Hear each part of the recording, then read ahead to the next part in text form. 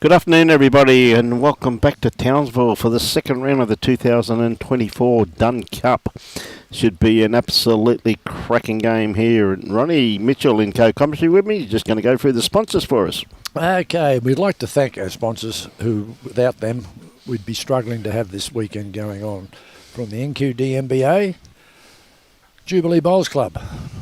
Much appreciated for the hard work they've put in. The City Council of Townsville have really come out of their shell this year and helped us out big time.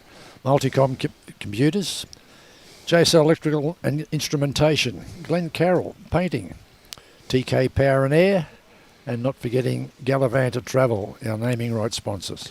Mate, ever so true, Ron. Without those sponsors, we'd be lost without them, mate, wouldn't we?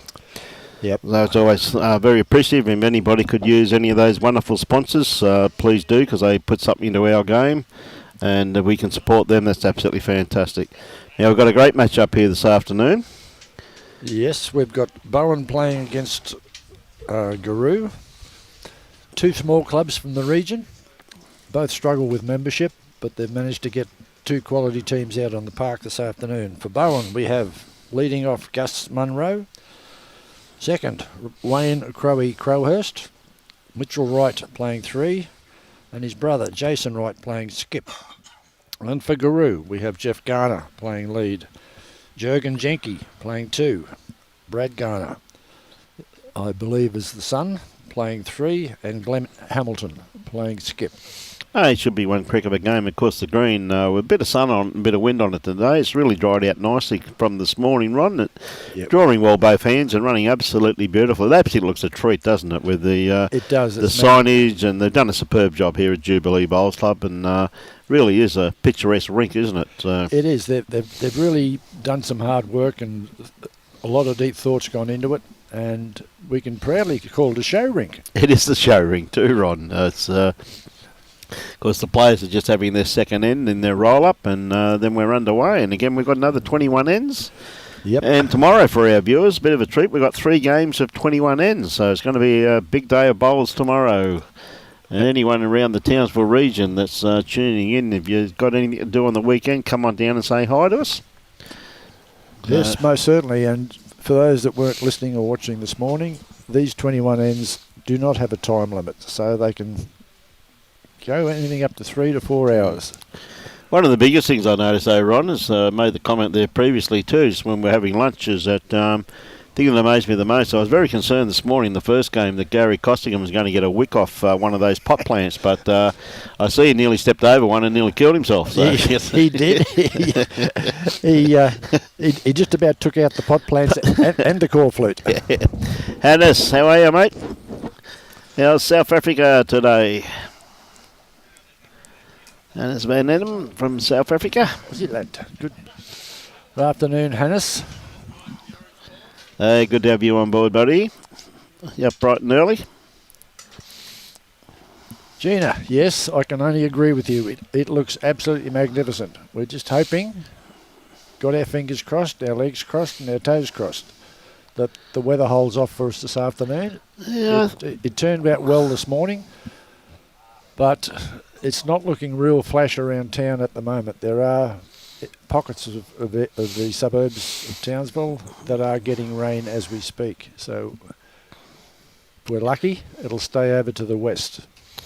And one thing is that the Lady State of Origin tonight too runs in Townsville. So for all those people going there, we hope that it does stay reasonably dry too. Well, the Queenslanders don't. We want it to be pouring rain. Yeah, well... Yeah, no, we flew up yesterday, and the girls were on the flight. They're able to have a good chinwag to them, and I wish them all the best for tonight, and hope they do well. That's for sure. Decided tonight, so a bit like in a few weeks' time, the decider. Yep. We'll let New South Wales have their 5 minutes of fame today. Yes, I suspect there were several tears flowing down in Melbourne last night from some of the Maroon supporters. Well, mate, I was very fortunate, Ron, that I hopped into bed in the motel room, and I turned the TV on. I thought, well, this is going to be a crack of a game. And next thing I know, it was about 1:20. So Well, if you Opened up my phone, looked at the result, went, oh, well. Glad I missed that. a true Queensland supporter would have said you missed nothing. So, no complaints from me, mate. I must admit, I switched channels about halfway through the second half, although at that stage Queensland was starting to play football. They turned up. They did turn up, but then I decided it was all too much. Okay, we're about to start this game. Yep. Should be a good game. We're all wandering around us. Yes, no, GIRU's obviously won the mat. Yep. Hey, good on you, Doug. How are you, mate? Glad you enjoying the telecast. No, Mike. Robbie came up with his daughter. We made sure that she had someone sensible in charge of him. Yeah, mate. We always try to make sure, Mike, as you know, Robbie's got to be under adult supervision at all times. So Tony was kind enough to drive him up this time.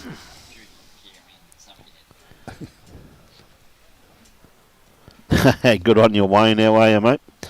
Printing 40,000 stickers. Oh, mate, how good's that? How's the red up there? Oh, Maxie, it's got to be Maxie. Maxie, the red up here, believe it or not, is exactly the same as at Tweed Heads Bowls Club, Maxie. It's very nice drop, mate. Geoff Garner off to a nice start here by the look of it. He's got a nice line on this one here, Ron. It's not too far away. You can see the green as it's drying out. It's getting a little bit more finish on it too. That's right. It's changed dramatically since we started this morning. And during that game this morning, we could actually see the colour of the green changing. Yeah. Which indicated it was drying out extremely well. Nice start there from Geoff. Jack Eye. We have the battle of the sticks. The sticks. And Gus on the mat at the moment. I'll tell you what, he's just going to cut across. Just seems to be a little bit wider than the other hand. Wind is coming in that direction, though, Ron. That's right. When they first started out this morning, it was running quite tight. And then as the progressed and the green changed, it was taking a lot more grass. And we did find at times a lot of bowls were ducking straight across the head. Yep. Is Geoff with another nice-looking bowl? Oh, no, Mike. He's just going to cut across, going to sit inside this one here. That's two great bowls there. Beautiful weight on both of them. Afternoon, Warren. Welcome to our live stream. Warren from Bundy. That's Warren down here. G'day, Warren. From a wet Bundy. Is that wet inside, Warren, or is it wet outside? No, must be raining down that neck of the woods, mate. And Terry from Scotland. Terry Neil Turner it would be. Good morning, Terry. How are you, buddy? It's Gus with a much better bowl that time. Good correction from Gus. Pretty good home there too, though, isn't it? It is. It's a good catching position. Very good home there, mate. It's Jurgen with his first bowl. Yep. Tell you what, it's got this very well pointed also. Just going to find that gap. Find across and if you watch where it finishes, they really once they start taking bias there, they seem to take off dramatically. Yeah. Is Crowy as we know him? Yeah, I've been told don't call him Wayne. No. Call him Crowy. Yeah, he's like to come in and punch us up if we call him Wayne. Yeah, so okay. That's a reasonable bowl. Yeah, well, it's pretty good weight there, really, Ron, isn't it? Just need to. They all seem to be just a little bit struggling with their grass line at the moment. Yep. Hopefully they'll adjust to that. Yeah. I think Jurgen's possibly overcorrected a bit there.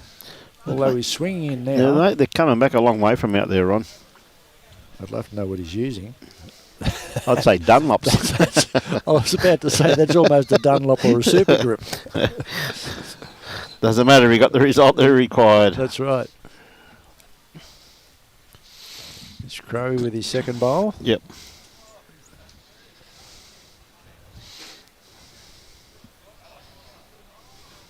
The bowls are running on a lot more too this afternoon than they were this morning. Well, I was watching a bit there in the first game.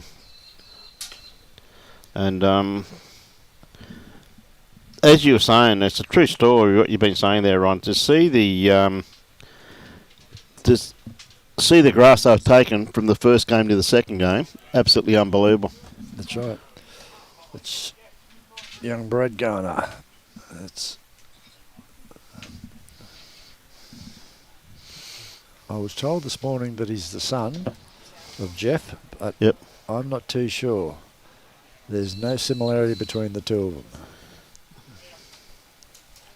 So I'll make a call later. Make a call later, and so I'd hate to be putting a saddle on either of them if it was incorrect. Good looking bowl here. Has he got the run? Just, that's a great attempt. Short, just a fraction short. Yeah, and it's just fallen backwards too, so. Stayed up on the running surface. It could have possibly been shot, but now this one here, he's got this out on a beautiful line. There's Mitch with his second bowl.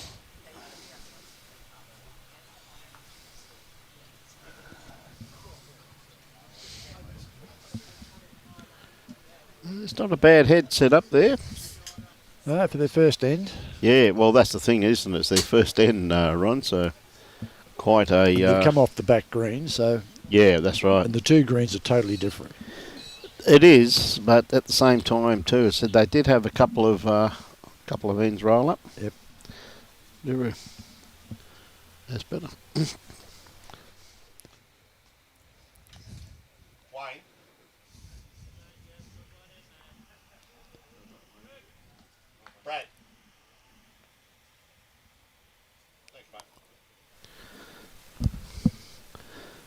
Okay, just a little bit wide with this one here, mate. Look at his weight, though. Absolutely spot on.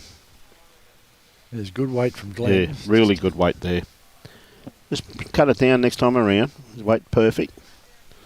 Doesn't have to change too much. And as I mentioned this morning, you've only got to look at the age of some of our bowlers we've got playing in the Dunn Cup. There's no disrespect to them, but a lot of them are playing with some reasonably severe handicaps as the age creeps up on them. Hips, knees, backs. Mate, tell me about it. I said, sorry for the young kids when they're point of delivery, they're absolutely spot on. Same delivery every time. Where mine, it depends what aches first, where I'm going to collapse. I'm a bit the same way these days. But I also, my last couple of games of bowls were with a handicap. I played with Robbie. Okay. And that was my biggest handicap, I'm telling you. Because I let him to go after me. Well, I've heard Robbie's still up there with the A graders. Oh, mate. Jesus. The over 80s. Over 80s A graders. He goes all right for a Kiwi. I think Robbie's found his niche with the media stream. We'd all prefer to be playing bowls. Yeah, but instead we're still talking about it.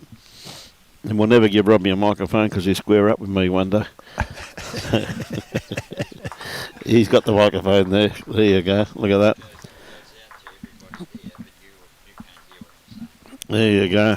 Yes, I can. I can lip read. Okay, so one. That was one to GIRU. GIRU, yes. No. Not too sure how the boys went in the first game, but I no doubt when Muddy comes over, he'll no doubt have some results for us, and he's over there punching him in at the moment. Yep.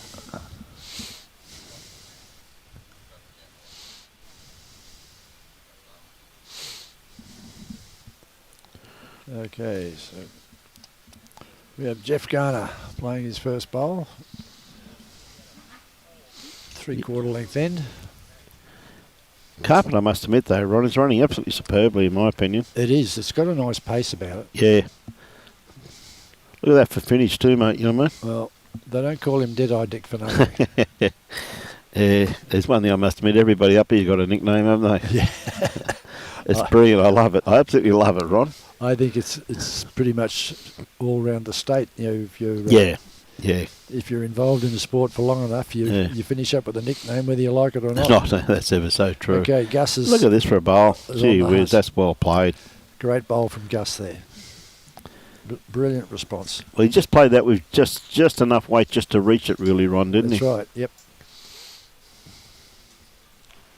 Gus is one of these players that had to go to an arm. Yep. Otherwise, his playing days would have been over completely. Yeah. Geoff Garner's another one. Would never be playing the game if it wasn't Well, this is where I have. The arm. This is where I know a lot of people which and whinging about bowling arms and how they have their own competitions. But mate, imagine how many people would have left our game, Ronnie, if we didn't have these devices. Well, that's right.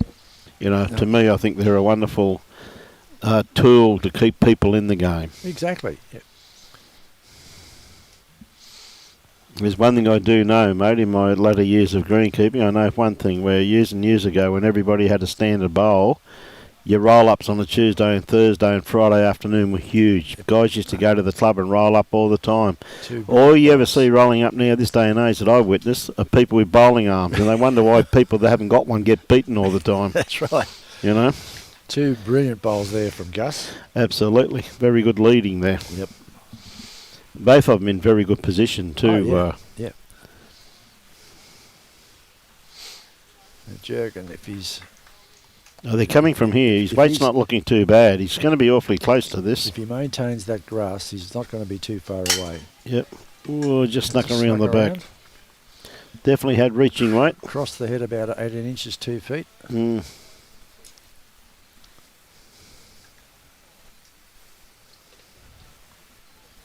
What's that, mate? Ray Parker from Springwood. Big mill in GIRU. Yes, we do have a big mill in GIRU. We often visit rallies in Clare. Okay. Well, welcome to our live stream, Ray. Good stuff, mate. I believe it is currently raining in GIRU and in Clare. At the moment. They have started cutting the cane. So we always get rain, mate. Yeah. Oh, look, not bad weight on that one there. Just needs a little bit more grass. Very good attempt, though. Jurgen. Crowy's... Wasn't far away with his first one, right? Well, he had a brilliant bowl with his first one, Crowy. I just don't think he's sent this one. He's back. Look at the grass line on his bowls, though, Ron. That's absolutely spot on, isn't it? You know. It could cause a bit of a headache there, though. Yeah.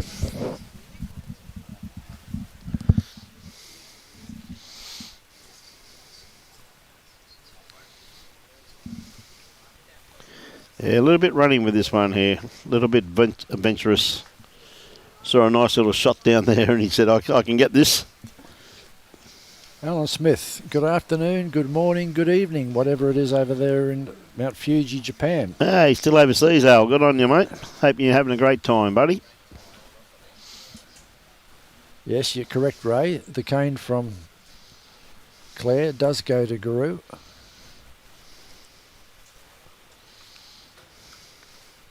Oh, maybe tighten it up a little bit too much, Ron. Yeah, I think so. But look, his weight selection absolutely spot on there, though. For that shot, for the shot that he wanted, yeah, he had good weight. Absolutely spot on. Just a little bit tight, because this green is taking a little bit of grass at the moment, even on a running shot. Okay, Mitchell. He should be looking for contact on one of his bowls. What a bowl. And has played a bomb. Oh, mate, what a bowl. Absolute bomb. The only thing is with that double kiss, it's just stuck it back out the open, hasn't it? You know what I mean? That's right. It's given him a real good look at it. He's given Glen a chance to have a whack at it. Yeah. But currently, BOWEN holding 4 shots there. Yeah, pretty good head there, really, too. Yep. Hey, good on you. Back home on Monday. Good on you, Al. Hope you're enjoying it, mate. Enjoy the last few days over there, buddy. We actually had a viewer on board there a few months ago, Ron, who was actually on the Copenhagen ferry on their way to Norway, watching lawn bowls when they're going across Norway. When they're going across the harbour. Okay. Yep. So we do get out, Alan. We do get around the world, mate. What's the weather like at the moment, Alan? Yep.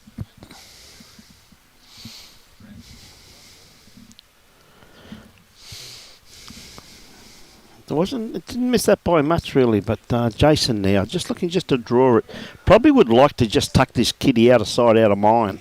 But I just don't think he's sent this enough to do any damage. I hope he hasn't fallen into the trap of trying to put a blocker in. No, I think he just...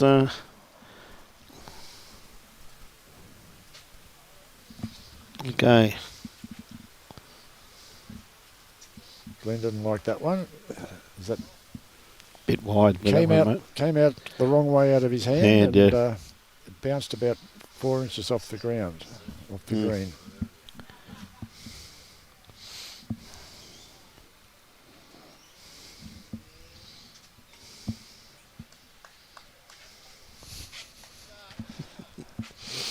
Tell you what, he's not going to be too far away. This is probably going to be in the count. He's going to sit this back. In the count, definitely. That sits that pack. That's a great bowl by Jason. Beautiful. 4 shots could be 5, 6.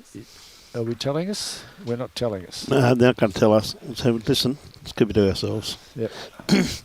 Handy pick up there by the Bowen boys, though. Well played. And it's a very good tight head too, Ron. It was. Well played by Bowen. Yep. Okay. GIRU got 3 on their first end. We thought it was only 1. Yeah, it looks like they got three up on the board well, there. That's what they're saying on the board. Yeah. And Bowen have decided they don't want anybody to know who they are. Yeah, they're keeping it quiet, mate, aren't they? Jason just setting them out up there. Gus has stretched this one out. Yeah, it's a little bit longer than what we've had previously, so this should really test the players out. Oh, I wouldn't think it would worry Geoff Garner too much. He normally likes playing long ends. Okay. Not a bad starter here. Good start from Gus. Well, Gus played skip in the Division 1 pennants a couple of weeks ago here. And, okay. He played exceptionally well against some of the big guns. Yep. He only, like 3 games, he only dropped his game by 1 shot. Oh, is that right? Yep. So yeah, it's not a bad effort though, mate. He's been playing pretty good bowls at the moment.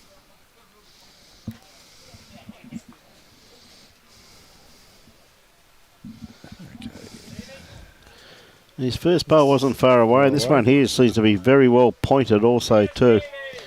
He's got a good bowl here if he runs it all the way up. Just going to pull up a tad short, but he had a beautiful line on that. Yep. But it's still on the run, so it's still a workable bowl. And about 1 metre short. Yeah, it seems to be a little bit wider with this one.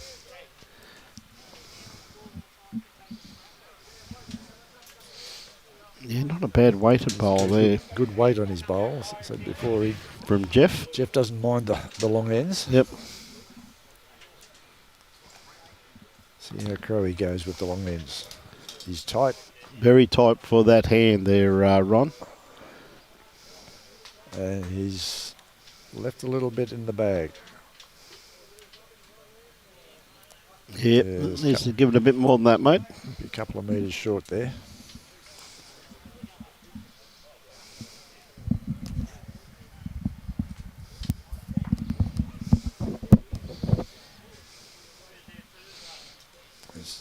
Jurgen with his first bowl. Bit wide with that one. I doubt if that one will come back into play. No, once you get out there, it's just going to run straight up the line.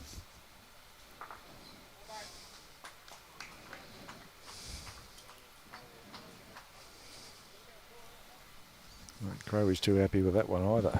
Just quietly. Well, that'll start coming back if it's got the weight. Yeah, but he's definitely overcorrected with his grass.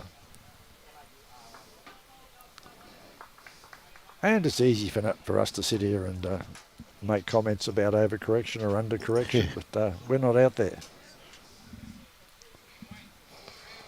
They don't pay me enough to get out there and play.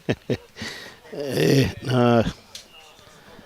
Just a little bit underdone with that one. Just overcorrected slightly, but a very good attempt there by Jurgen.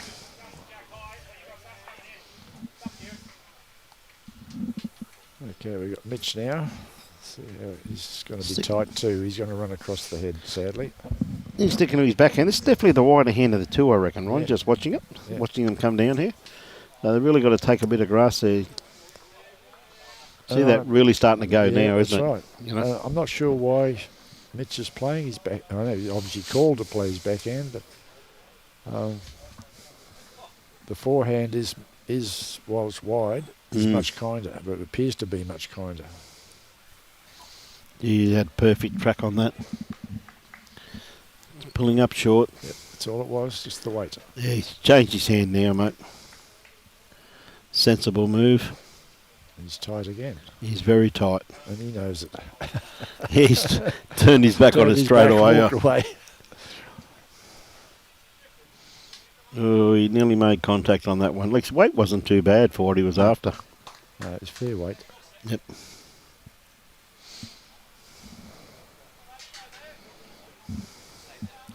Okay, Brad. Looking too bad from here. He may grab the kitty. He's just going to miss it. Gee whiz, that was close though. Gone through, so... Yep. Depending on how far it's gone through, that could be 2, maybe Yep. 3 shots to BOWEN. Definitely 2, I'd say. Yep.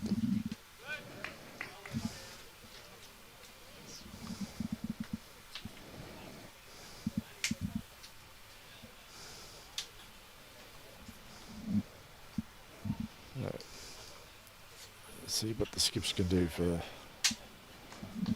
this end. Jason on the mat at the moment.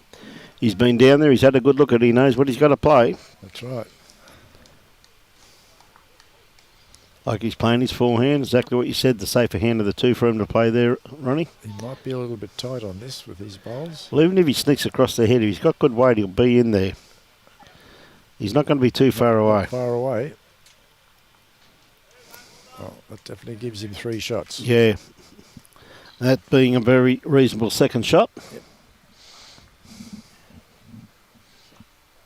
Oh, Glen, I'm not too sure. I know your bowls do funny things, but...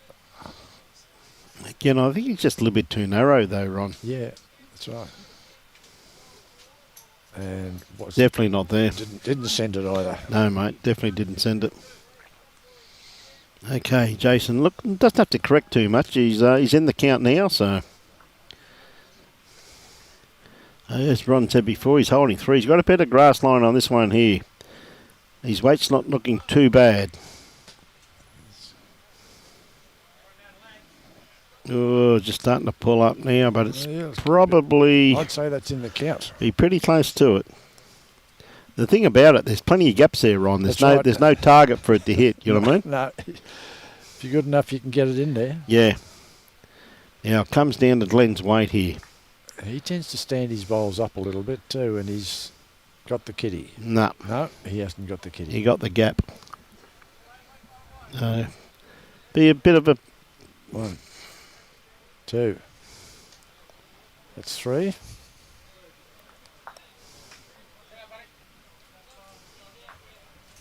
think they said 3, didn't they, mate? I think so. Yeah. I thought That fourth one must have just been out, so... Yep. All good. It's a bit hard to tell with Brad's hands because he's missing a finger. Oh, okay, mate. So what you're telling me, that 3.5? Hey, mate. Yeah. Mate, I understand that. I play bowls at Bay Desert, mate, where they have navators, mate. They all worked out there.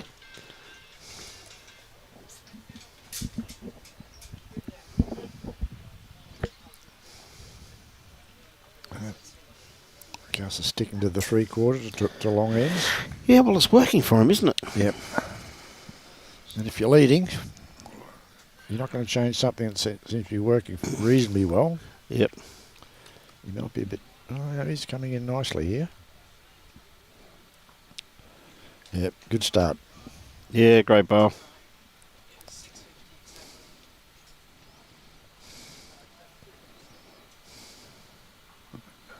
And Geoff usually corrects fairly well after a couple of ends, so Yeah, Thomas. he's not going to be far away here.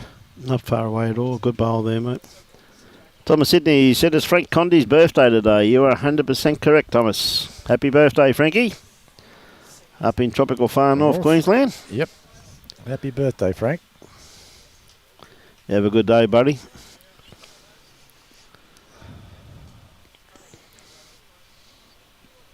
Mate, I recommend you have a beer at Edge Hill Bowl Club, mate, and put it on Nick Twining's account, mate.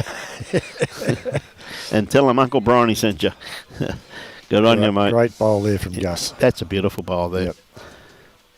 Yep. That's a very, very good lead bowl.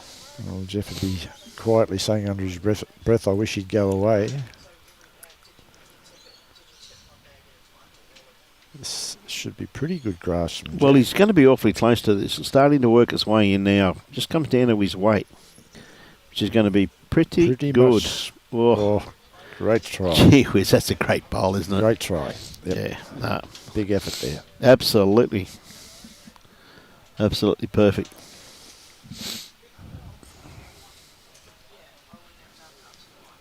And realistically, Brian, I have a theory with the arm bowlers. Yep.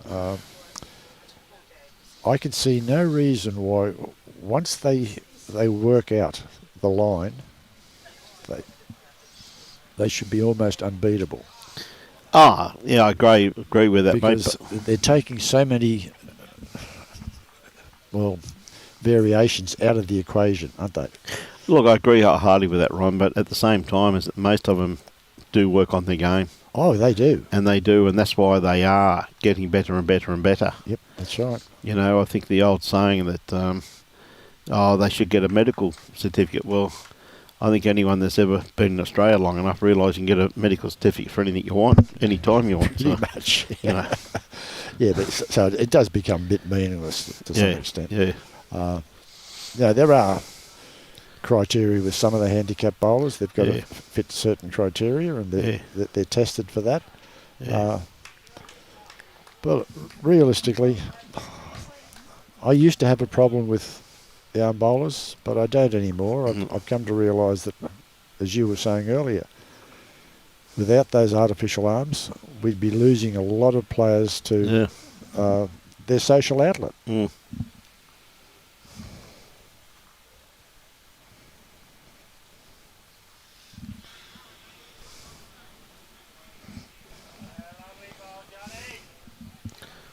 Thomas, we weren't talking about you putting a couple of beers on Nick's bar tab. We were talking about Frank.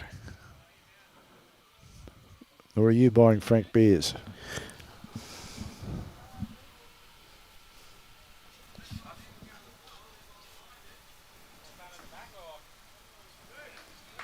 There you go, he's out of the way.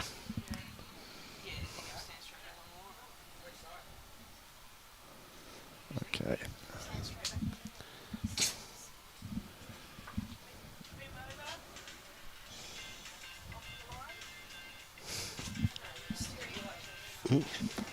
That's right, I'll take care of it. Yep. Well, Mitch took care of it. Yep. Made him step back. Made him step back. No, he's back there again. Having a bit of a look at this one.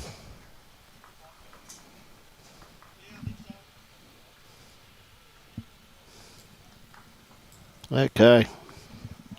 It's possibly just a matter of us saying to him, Yeah, I will. Just be aware where the camera is. Yes, I will do. I'll get him when he comes down here. Because most of these players have never played on live stream rinks before.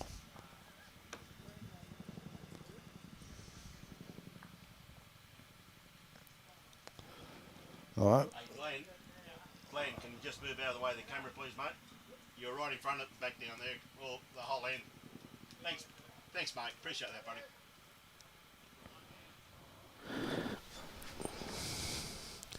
Okay, Jason on the mat at the moment, playing his backhand. Backhand, yes. Playing back towards the club rooms here at Jubilee Bowls Club. Beautiful destination up here in Townsville. Oh, I tell you what, that's not a bad try. He could have done some damage there. He could well have. But I think he's obviously still one down by the look of that. Yep. Very good attempt, though. Okay, Glen on his forehand. I just don't think he's quite wide enough with this one. Do you think? Geez, he had reasonable weight on it, though, Ron. Look at that. Yeah, Weight was absolutely good weight for what he was trying to do. But sadly, missed out on taking his grass. Still holding one. Okay, Jason on the mat at the moment. Starting to work its way back. I just think he may have just a little bit too much weight on that. Look at it coming back into the line now, though. That perfect grass line on that one. That's right, yep. Absolutely spot on. So Glen just needs a bit more grass. No, he's not going to get there because he's Yeah, just a little bit underdone. Yep. No, it looks like it's 2. There, that other one must have been in play by the looks of it. I'd say so. By the looks that Mitchell just said. Yep. Yeah, it looks like 2 there. So, yeah, that's a good pick up there for the BOWEN boys. So, well done. We'll soon find out now. No, they're going to leave it for a while, mate. Okay, let's see what type of length Gus is going to throw now. Oh, it's gone back to 3/4 length again, Ron. Yeah. Because that's pretty well back towards the tee, isn't it? That's right. It's supposed to be well and truly 3/4. Yeah, it's a good 3/4 length there. Yep. Oh, and why would you change it? Yep. Well, they're having great success at this length, aren't they, at the moment? That's so, right. Yeah. And Gus has been given a pretty good start up front too. He's been hammering that white thing. But then again, I must admit, Geoff hasn't been too far away neither. It's a nice bowl here from Gus. Yeah, just pulling up, just blowing a little bit of smoke. Probably around about 4 feet, Ron. Yeah, around about that. Right, we've got... No, Geoff didn't like that at all. He threw his arm across his body, but he hasn't finished yet.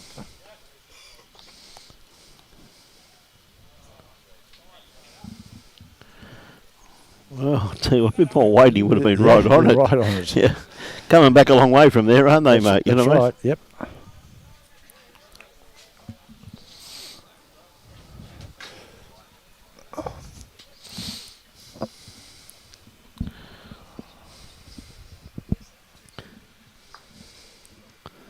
Tell you, I played this very, very well. Oh, he just caught that. Underneath that, he's been... Yeah, even around it there, Ronnie would have been the perfect bowl. Would have been perfect. Yep.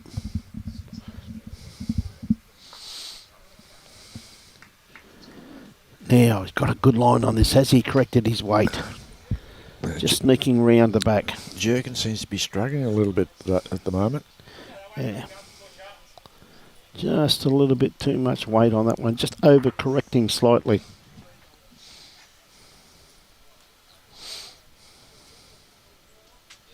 Okay, Crowy. Crowy. He looks a little bit tight. Yeah, as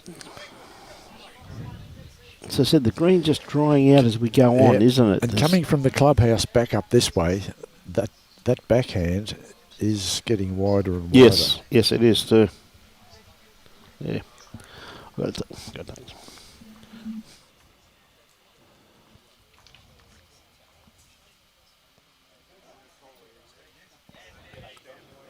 Okay, it's Jurgen's first bowl. Yeah, fraction short, but again, not taking his grass.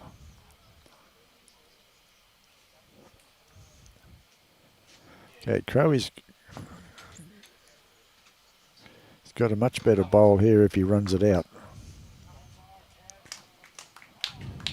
He just overcooked it a fraction, but that I would call that shot. Robbie hasn't waved his finger at me and said no, it's not, so I can only assume that he's shot.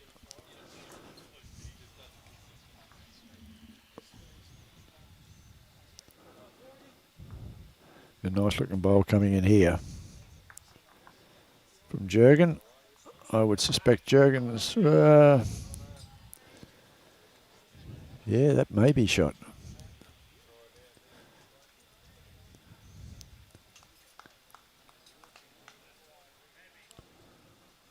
Okay, Mitch's bowl. Let's cut his grass again. Good weight, beautiful weight.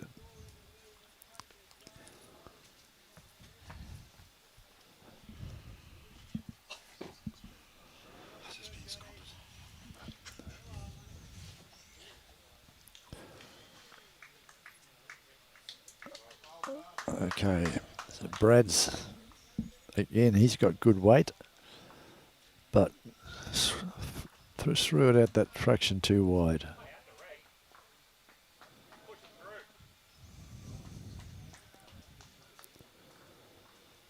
Yes, Jason, I think you're definitely down with that front bowl.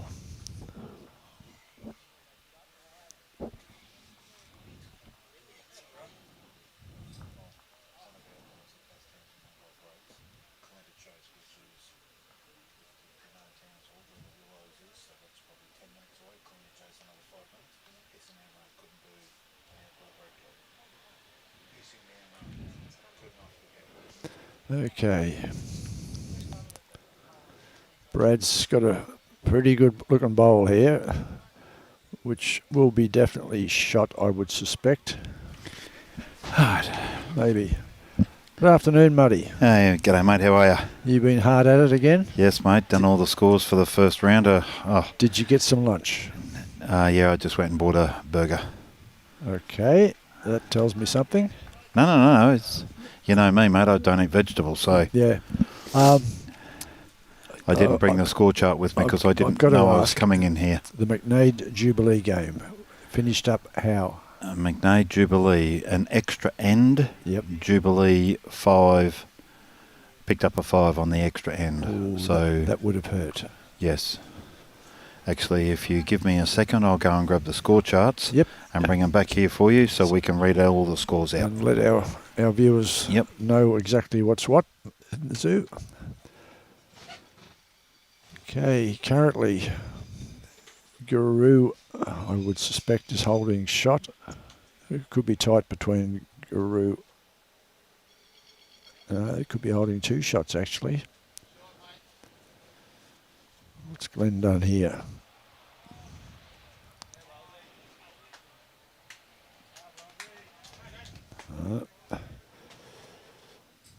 Didn't give himself much of a chance then.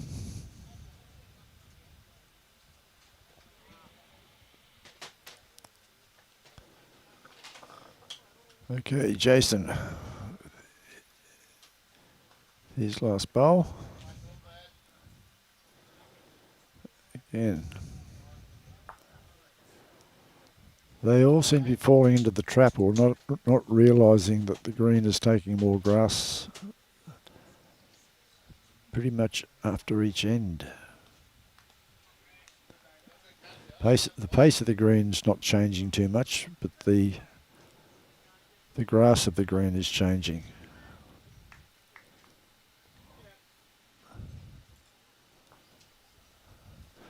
I suspect that was a 2. We'll have to wait until they put the score up. Yep, 10-3 on 4 ends.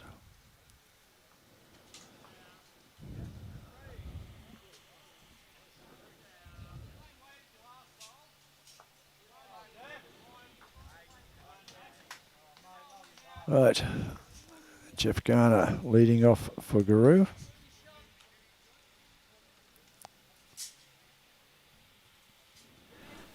All right, Ron. Okay, you going to give me some good news or some bad news? Okay, so on rank 1, which was the TV rank, which people would have seen. Yep. But in case they didn't, Tharrangower 36 to Collinsville 12. So a win plus 24 to Tharrangower. Big start for Tharrangower. Yep, huge. Rank 2, which was Jubilee versus McNade. After 21 ends, it was 17 all. So they played an extra end because that's our ruling. Yep. On that extra end, Jubilee picked up a 5. So the final score, 22 to 17, a win plus 5 to Jubilee will be breathing a sigh of relief there. Yes. On rank 3 was Cutharinga versus Noola. Cutharinga 24, Noola 16, so a win plus 8 to Cutharinga. Comfortable win. Rank 4, Suburban played Home Hill. And remembering Home Hill have got players that are just a couple of social bowlers, brand new back into the district this year, as we discussed earlier. The score there, Suburban 25, Home Hill 17. Okay. So they weren't disgraced by any means. It's a win plus 8 to Suburban. They were in the ballpark. Yep. On rank number 5, we had Alligator Creek playing Ingham. Again, not a big blowout, but Ingham 23, Alligator Creek 16. So a win +7. Okay. On rink number 6, we had South Townsville playing Bowen. South Townsville 19, Bowen 17. So a win +2 to South Townsville. Against Bowen. Bowen, yes. Which Okay. So Bowen's carrying on from where they left off in the pennants by the sound of things at the moment. They just missing out. yeah. And they're probably unlucky. With 3 ends to go, they were 5 behind.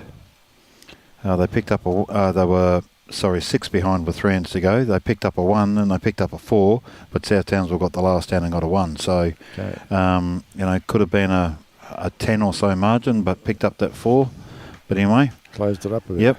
On rink 7, we had Brandon playing Wangaratta, and that score was 22-15 in favour of Brandon.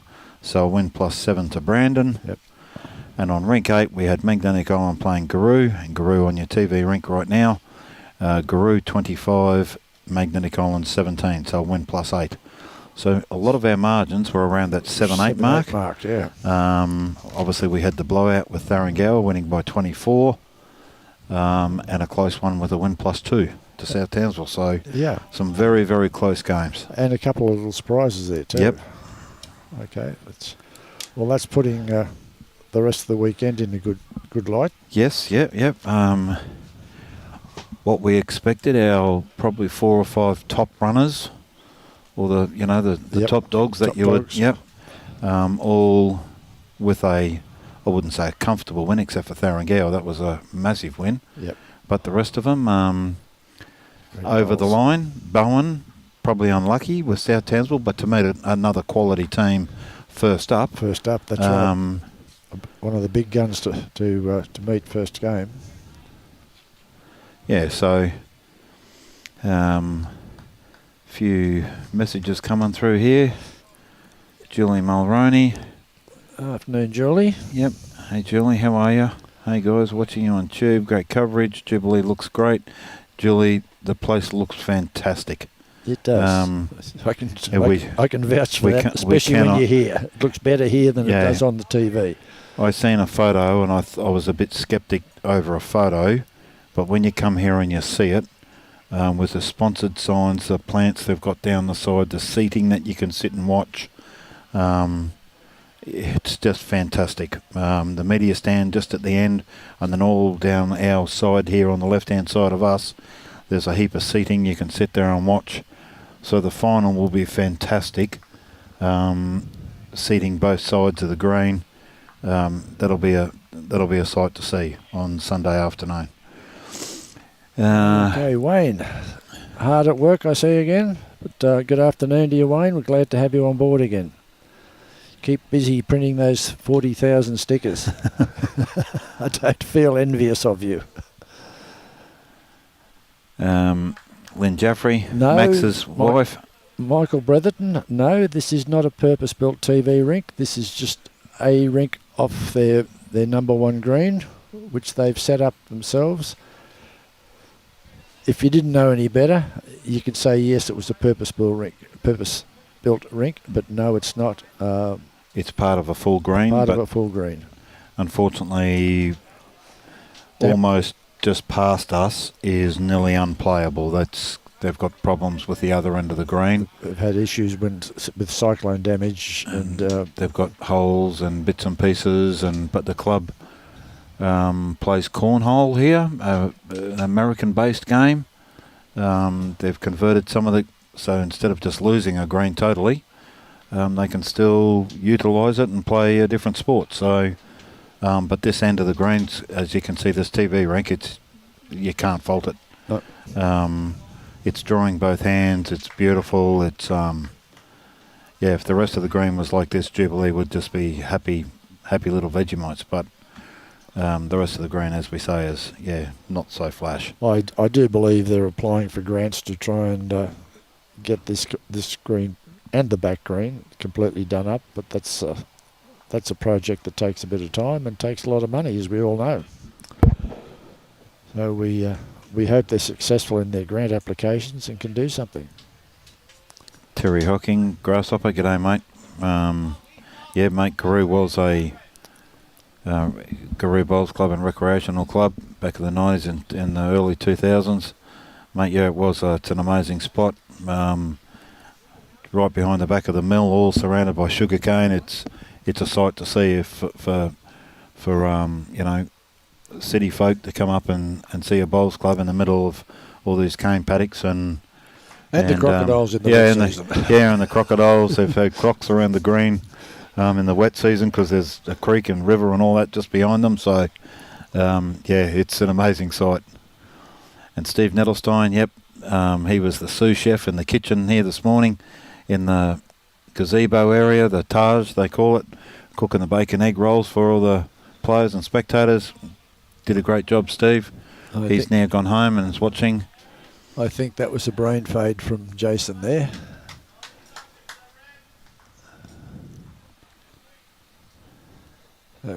Gus prevailed again. Gus is playing good bowls as a lead this afternoon. He's been nailing it quite often. Yes, Michael, it does look awesome. It's absolutely magnificent. Everyone that comes in through the clubhouse and walks in front of that green just stands and looks at it in amazement.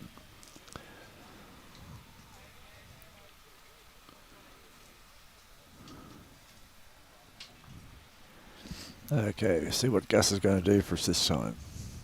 And notice he's changed the length of the end. He was playing medium to long. Now he's dropped it back to medium to short, and he's still there. Well done. Nigel has put a message on here. A lot of white trousers, shorts on display. Don't see much of those these days. Yeah, Nigel, look, some clubs have gone to coloured shirts but have kept the whites or creams. As you know, obviously back in the day we all wore whites and creams. There are, I think, 2 or 3 clubs wearing white pants, and the rest all have got greens and reds and maroons and blacks and... as the weekend progresses, yeah, we see some of the other teams. You'll see the different coloured shorts and trousers. Blue is prevalent, maroon is prevalent, black is definitely prevalent. Yep. Yeah, but some of the smaller clubs, because of their financial situation, they struggle, and their players possibly struggle to be able to get mass-produced coloured clothing, and they're quite content to play in the white shorts and the white trousers. They're basically, you can buy them from any sports store. I mean, cricketers all wear white, so it's something that, you know, it's easy access for those small clubs. As we said, GIRU, you know, 10, 15 members maybe. Yep, that's right. So, BOWEN, they're probably only around the 20-odd mark. Maybe a bit more. Both of those clubs here now on this TV rink wearing the white, so...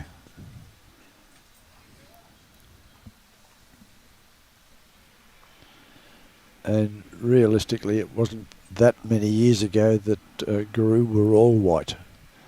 Yes, they only went to a coloured shirt. Oh, not that long ago. Maybe 5 or 6 years ago. 5 or 6. That's yeah. Yep.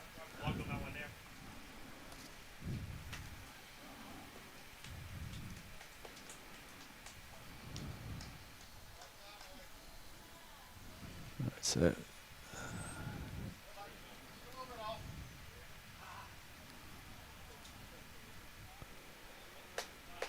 Crowie's got perfect weight.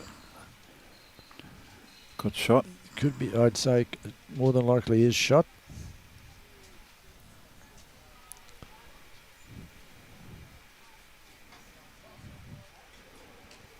Jurgen's pulled his... He's not happy with that one. No, pulled his hand across his body there, and yeah, that's gone. Yeah. Jason signals they're holding 2.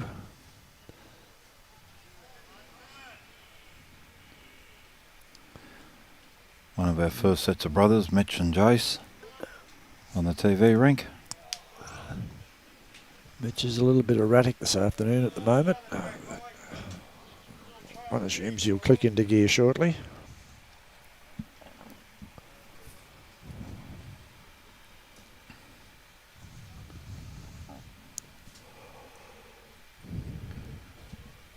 Playing in the GIRU team, father and son.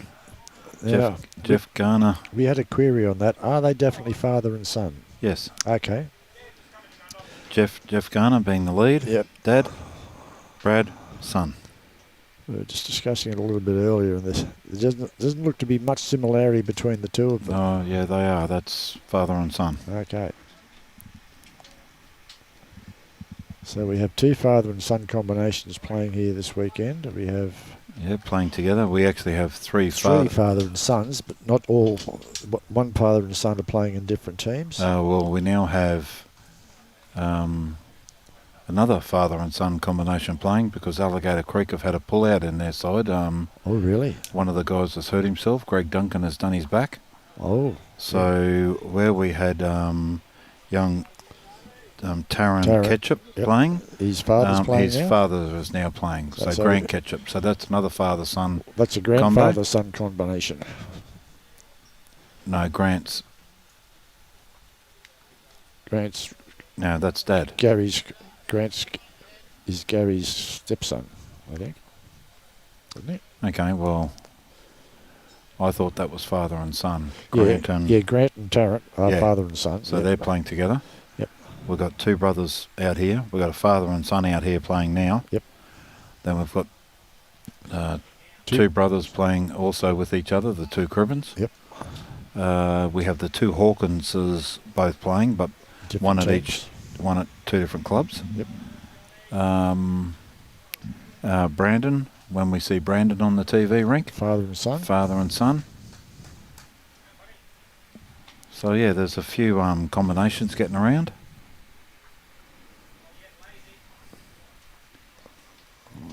Might have been lazy enough just to get shot. Glen needs to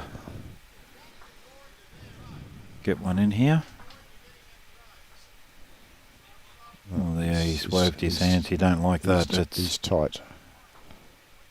Those bowls will give you a headache watching those come down all the time. Tell me about it.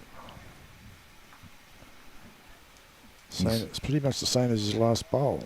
No, that was Brad's using. Oh, Brad's, that's right. They're both using the same set of bowls. Same set of bowls, yep.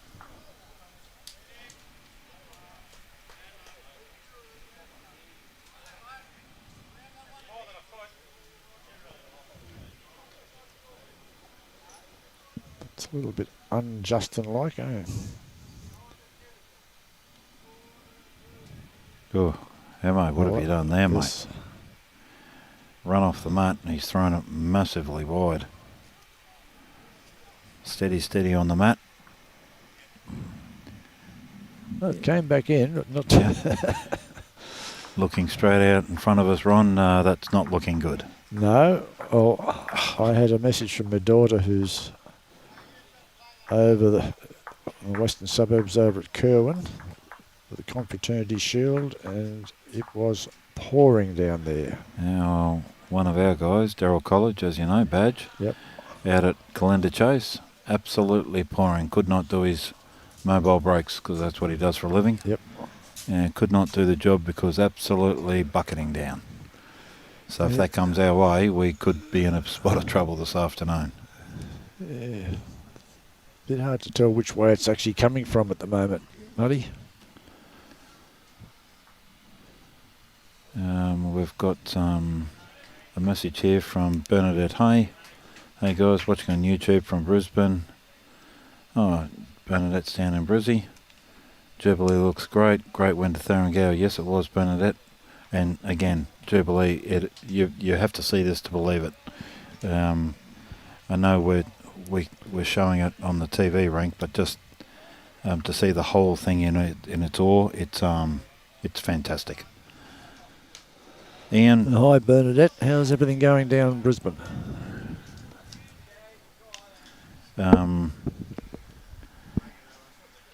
Ian Wood sent us a message. Thanks for the treat, Brian and Muddy.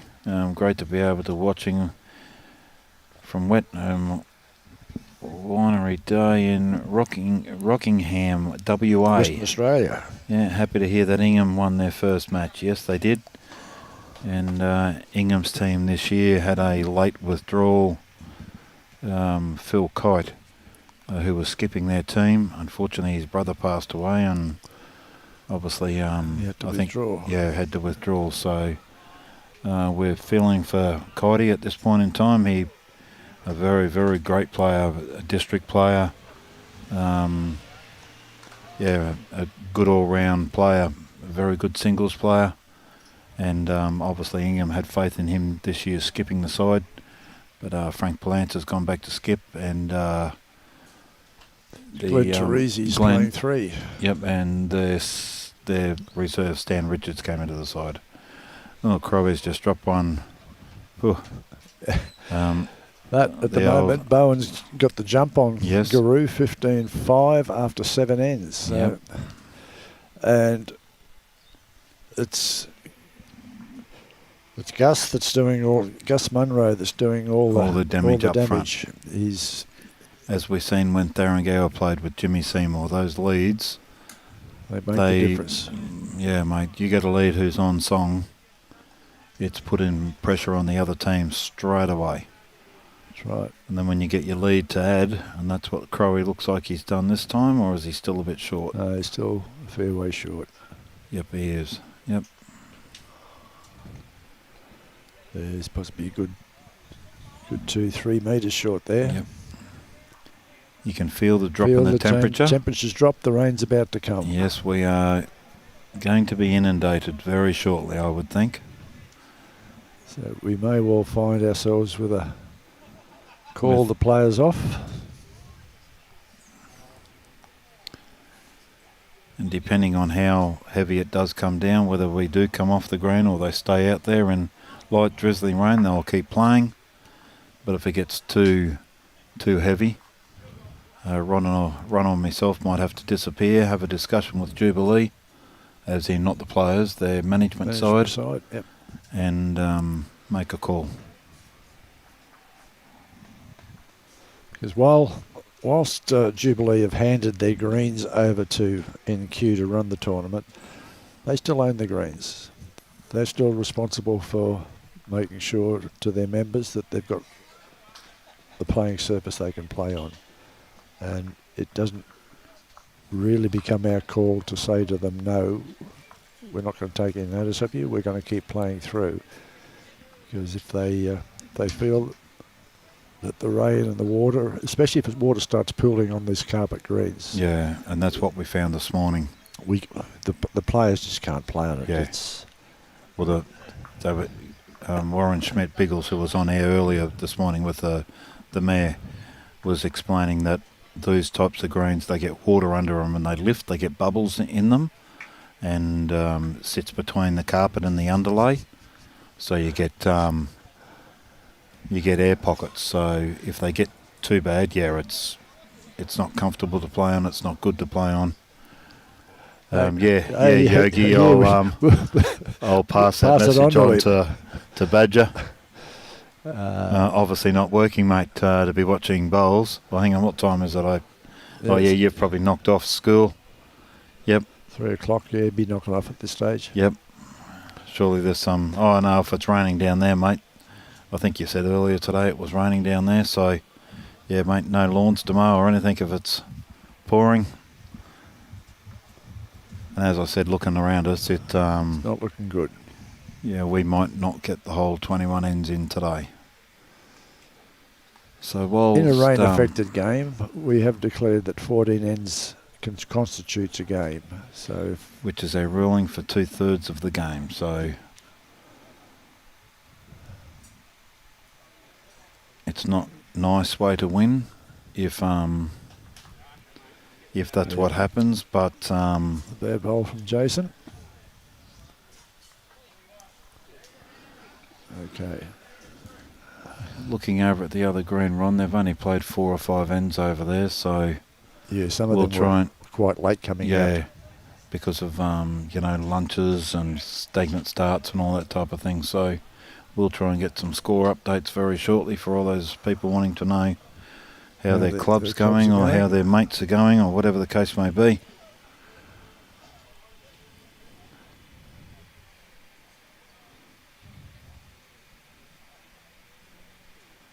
That's more Jason-like. Yes. Well played, Jason.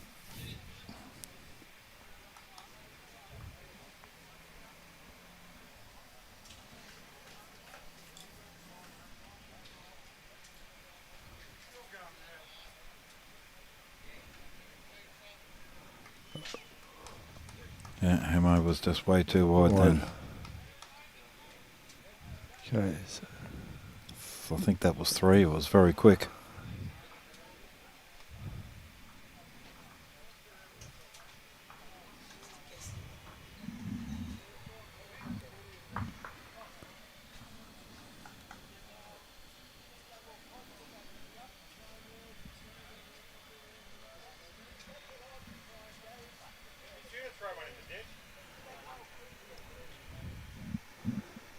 Okay, Gus is stretching it out this time.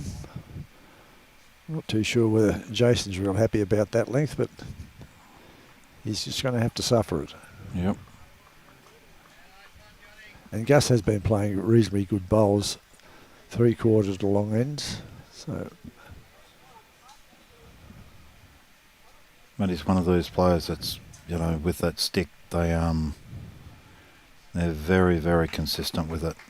And Gus is not far away. he's got another good start. His weight's very good.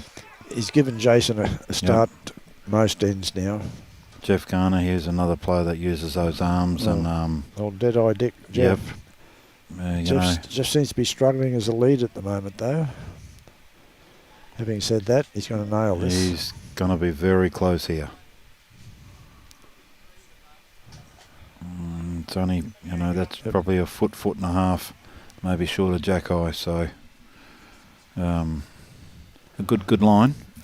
I'd still call Gus as the shot Yeah, bowl I'd say there. so, yeah.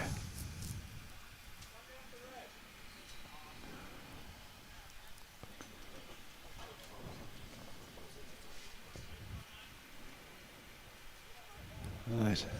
Oh, Gus has dropped that one short. Yep.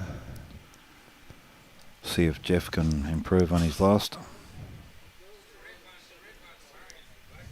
Again, his line looks good. That's where he was before. Pretty much.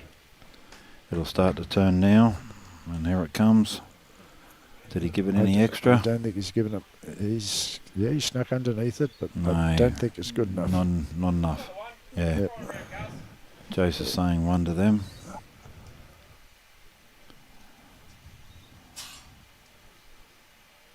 So Crowie's on his forehand.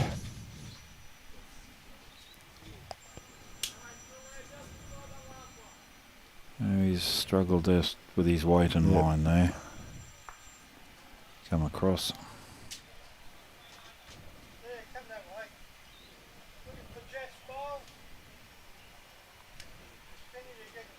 Right, Jurgen. Let's see what Jurgen's got for us.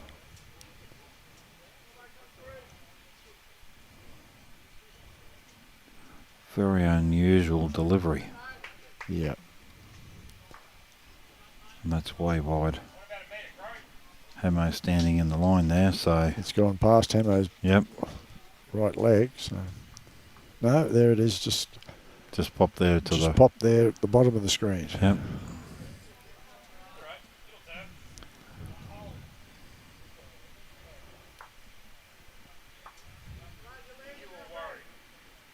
Crowie's a good bowler there. Corrected quite well. Yep. I'm just looking at the delivery of Jurgen. That was better. No, he's waving his hands again. I'm not too sure. I don't think Jurgen's been playing all that long, has he?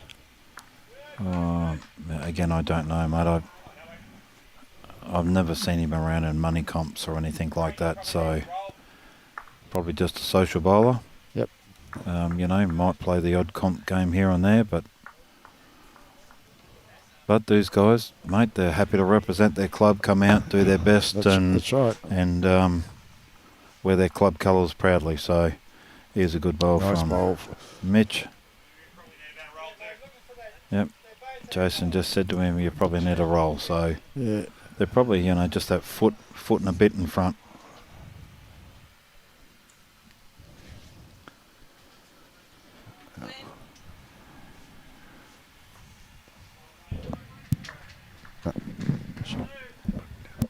That should be.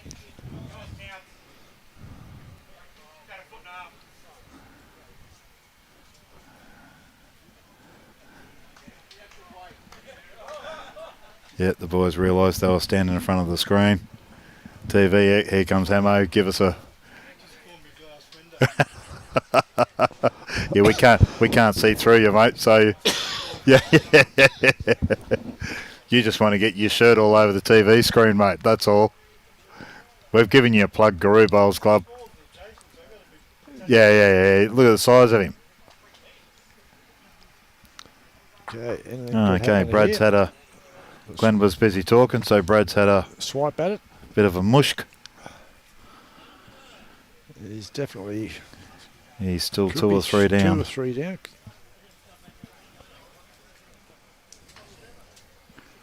There's our paramedic ladies walking around. Yep.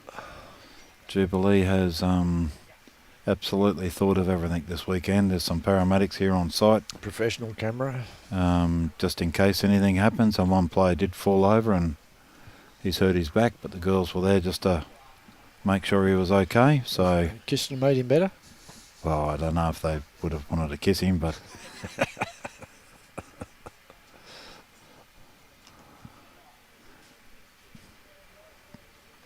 They've probably looked around and thought, oh, these guys are all too old for us. Hit them on the head. Hit them on the head. Call the Undertaker. Yeah. There's not many young ones actually here playing, so... Well, there's a few. Oh, yeah. They got a few. Mitch is close, Jace is close here. Yeah. No, he's that... he's again, just that metre, maybe 2 feet. Yep. Oh, Hamo, he's... What's going on there, mate? That's That almost looked as if it was going in reverse, that bowl. Spinning in reverse. As we call it, a Joe Cocker. Oh, yeah, another one to stand in front of the screen. All these GIRU boys. They're not that pretty. Rightio, Hamo. What do you got this time, mate? Straight up the middle. He's looking for the kitty, obviously, because taking one bowl out's not got... Oh, he's bounced that. That's wide again. That's almost the same line he just played. That's enough to give you a headache, that Yep. bowl, when it's 1, spinning like 2. that. I think there could be 3 or 4 here. You would think. Yeah, it depends on this bowl that Mitch is measuring now.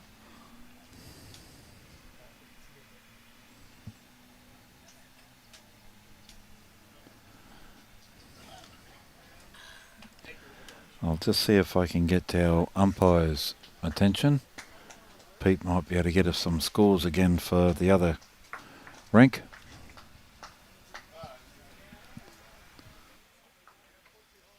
Pete.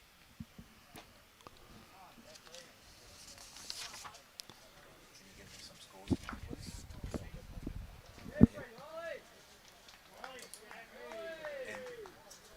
And how many ends they've played, if you can, please.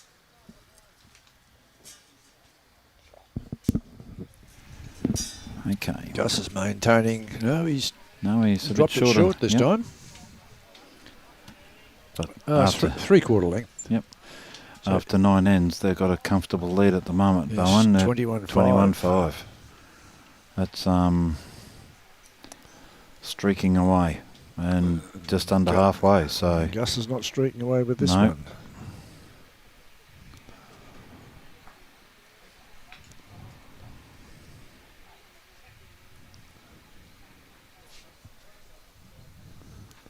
as you can see there on the screen, right in the top left-hand corner up there with spectators down the side. Jubilee again, they've put island bars everywhere with plenty of chairs, and That's correct, yep.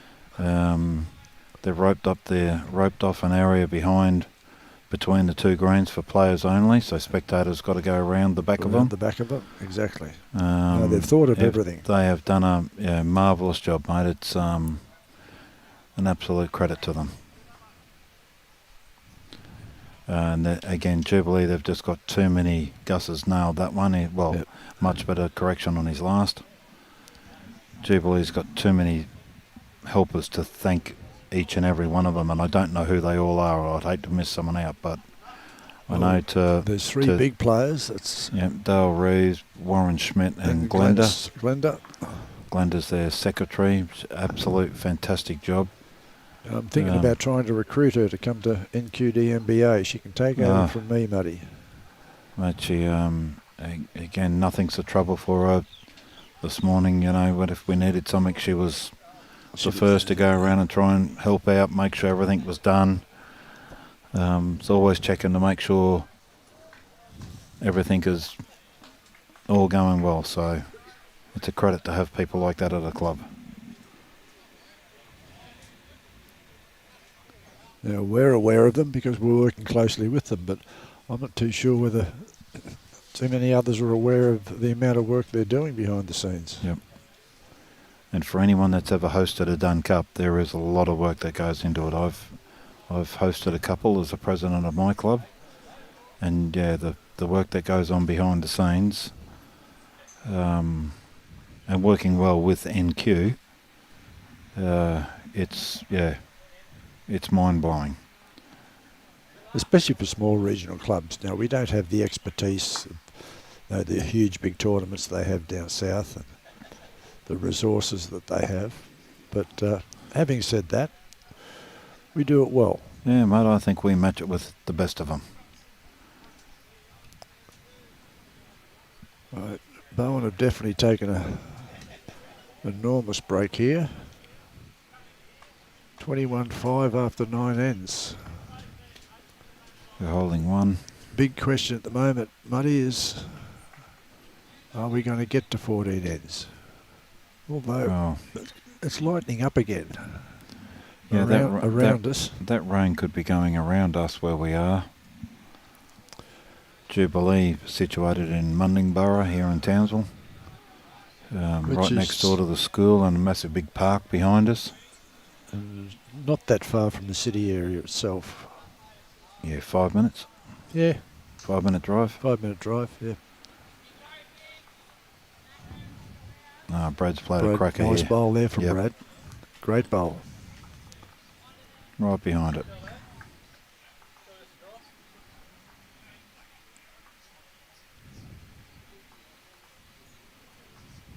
Brad's only come back into the game this year after, I don't know how long of a break he's had. I would think. Geez, Jace is close. Oh. Nice try, Jason. No, that's Mitch. No, that's... Oh, yeah, that's Mitch. Mitch, sorry, yeah. Jason's the bigger one, as in taller. That's right. They're both about the same build, but, yeah. The big boys.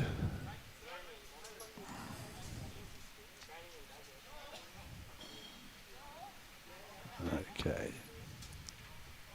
Yeah, I think Brad's been out of the game for maybe 10 years or so.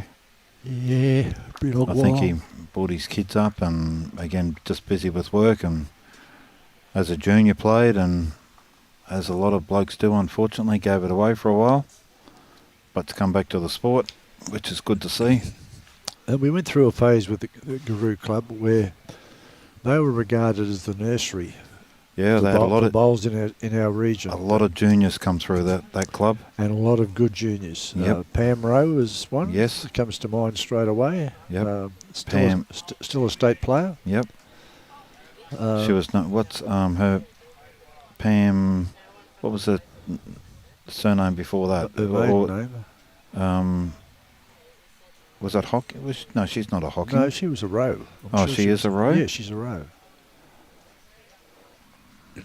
Pam was married for a while. I can't think what her married name was. Oh, okay. So it's back to, there was Daryl Abercrombie. There was the Hockings. Michael Parafasini. He come from that area somewhere, didn't he? Yep. I don't know if it was actually Light, okay.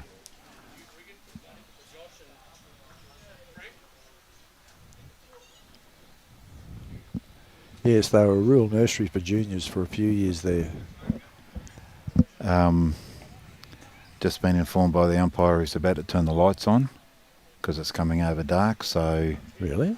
some of the players have obviously Complained.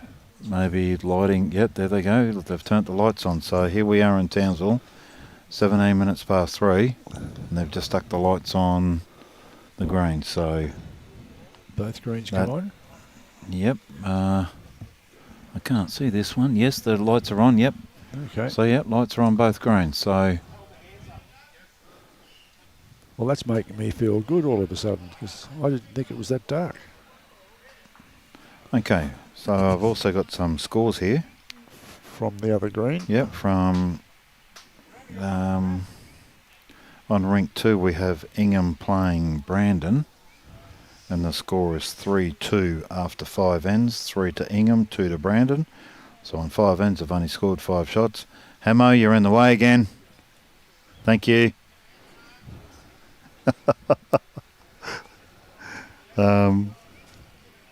On rink 3 we have South Townsville playing Magnetic Island.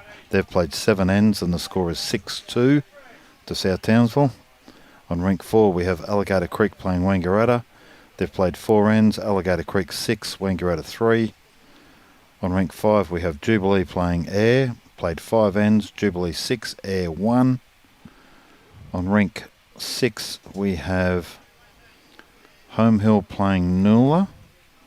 Home Hill 6, Noola 4 on 7 ends. Interesting. On rink 7 we have Cutharinga versus McNade. Played 6 ends, Cutharinga 7, McNade 2. And on rink 8 we have Home Hill playing Suburban. Home Hill 5, Suburban 2 on 5 ends. Big bowl here from Geoff Garner. Nice No, play. sorry, that's Collinsville playing Suburban. Okay. What was the score, sorry, mate? On that one, 5-2 on 5 ends. 5 ends. So again, most of the games, it's probably only 1 shot almost per end. Yeah. Jubilee Air played 5 ends, only 7 shots scored. Played 4 ends, 9 shots scored. That's Alligator Creek and Wangaratta. So most of them are pretty close. Pretty close. And yeah, they've only just started, so At this stage. yeah. Right, so GIRU got 1 shot that last end, which takes them up to 6. So it's 21-6 after 10.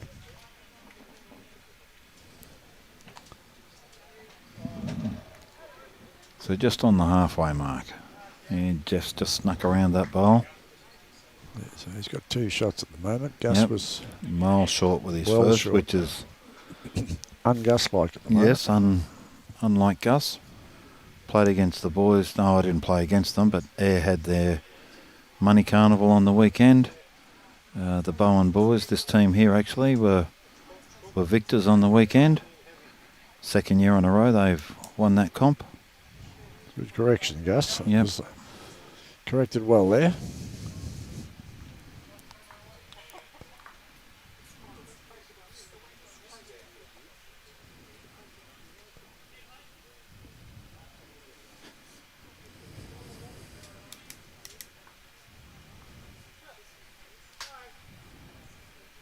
Jurgen, no, his line was good, but no weight. No weight. No. Crowy, just been told just draw around the front bowls, should draw in nicely, and if you're around that wing blue one, you'd be close to almost sitting on the kitty. He's got to give it a chance with the weight, though. Yep. I just heard Joe say to him, you've got to be around that, and he's got no weight anyway, No. so... No, he didn't give much of a chance with his weight.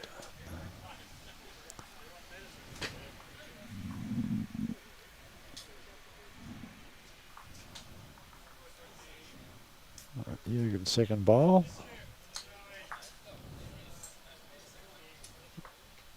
Yeah, so I think it's starting to spit as we speak outside, Ron. I can see some Yep.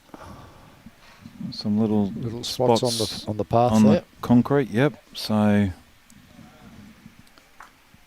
We could be in for a wet afternoon, people.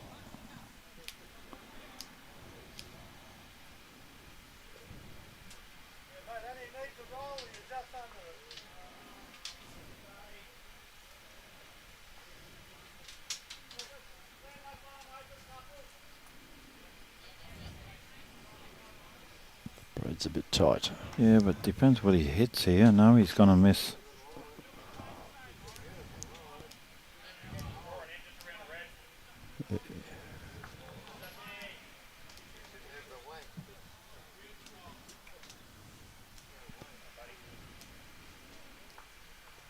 Yeah.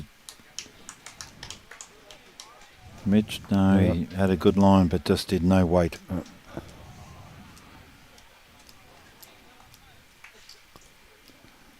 Brad playing up through.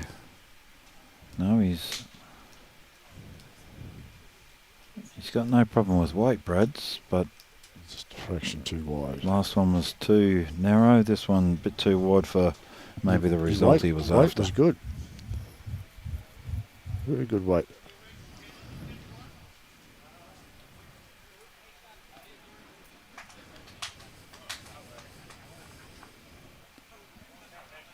Mitch is going to be close here. It didn't connect enough. It's 2 down. 2 down to Bowen.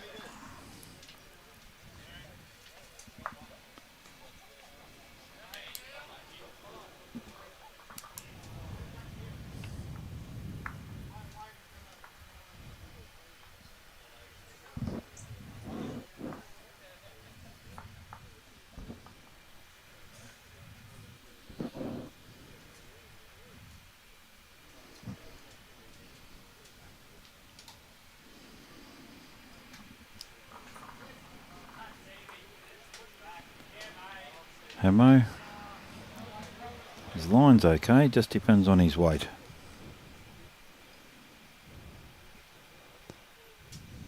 Well, his weight was good too. But just didn't have. His bowls seem to be holding out a little bit. They're not getting the turn that the others seem to be getting. There's Jason. Needs to be over tighter than that. Yeah, they just seemed to hold when they were out there, so you're probably only just skirting that front one up the multicoloured one up the front there, the brown and orangey looking colour, to come in close to that kitty. I think that'll be too wide again for Hamo. Definitely too wide for Hamo. Again, his weight was good. Yeah. Surprised he didn't play the other hand, maybe, because he couldn't give it away. No.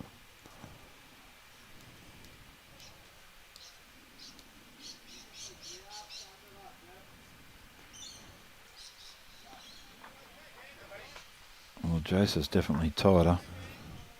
Just depends on lost side of the bowl for a second. There it is. Didn't bring it. No. 2 to GIRU. 2 to GIRU. So it takes him up to 8. 21-8 on 11 ends.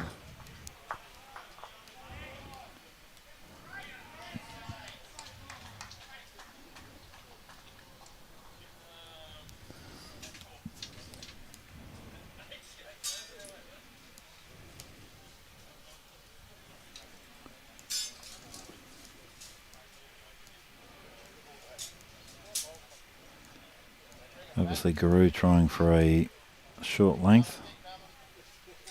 He's taken it back a bit. Obviously too short. Or thinking he was going to be too short. Too short, yep. Not wanting to throw the kitty in the ditch. And I don't know if you noticed, Geoff, old school, put the mat down when he was turned around and faced back where all the bowls were. That's how we were taught back in we were all taught to do that. The old days. Don't look in front of you, look behind you, make sure it's straight with the line.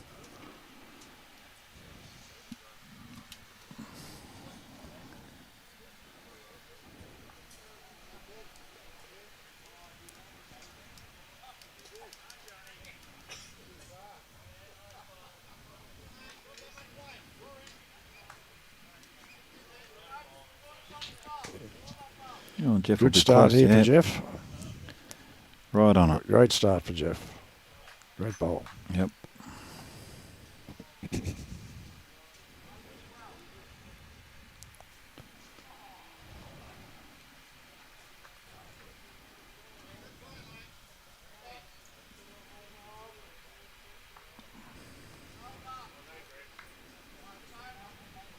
Pretty good reply from Gus.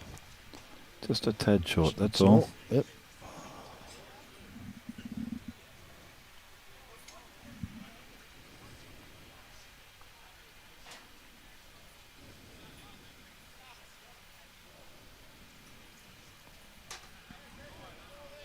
Geoff's waving his hands around.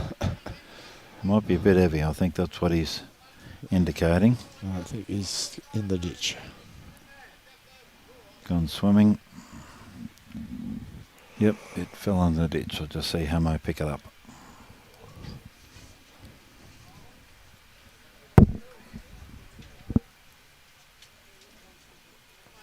Oh, Gus, that's very tight. Yeah. That's in the ditch. Don't know what Gus was thinking there. I don't think Gus knows what Gus was thinking there.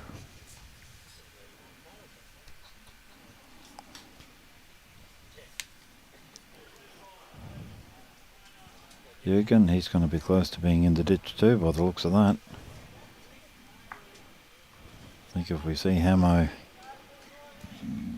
behind the screen now, no, it stayed on, just stayed on. Must be sitting right on the edge, yep.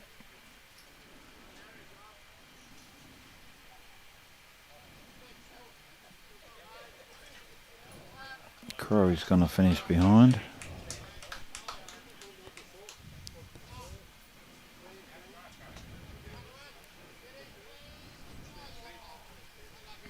Okay, he's been told to have a crack.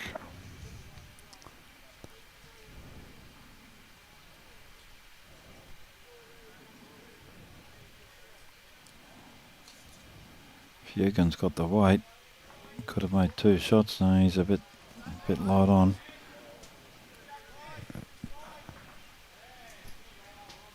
I think he's just telling him to draw to it. Yeah. Well, there's a beautiful draw there if you can just get around those bowls, which it's not impossible.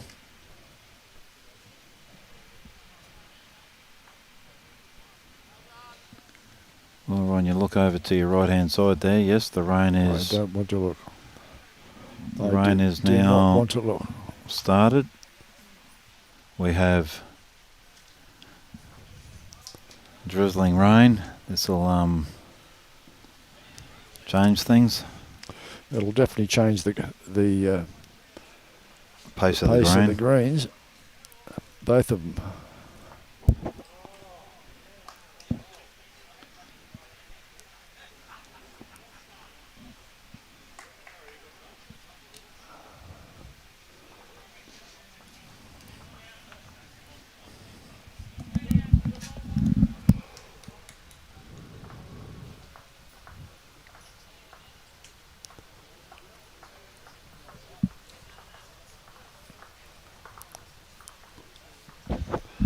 I'm not sure what Brad was trying to do there because they're holding shot and he had a real swipe at that last bowl he played. Yeah, again, the boys are heavy. Like for them, it's just a draw for those guys. That's right. They got one almost sitting right on the kitty. Yep. Like just draw and it's getting a little bit heavier now as we speak.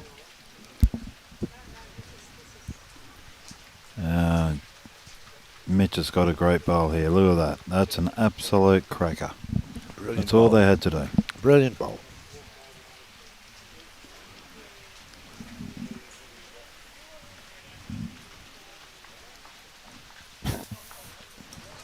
Spectators are Running for all cover. running for cover.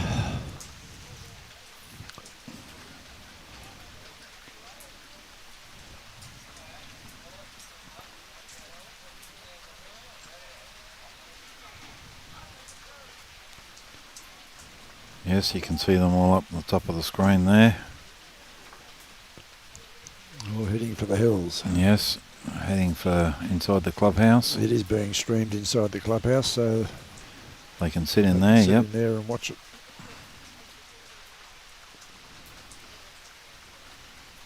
And they might have something up his sleeve here. Going to be close here. Onto his own to the bowl. Oh, it was a great attempt. Nice try. Yep.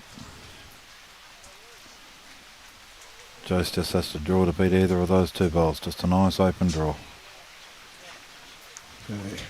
And the rain has well and truly started now. Yes, it's...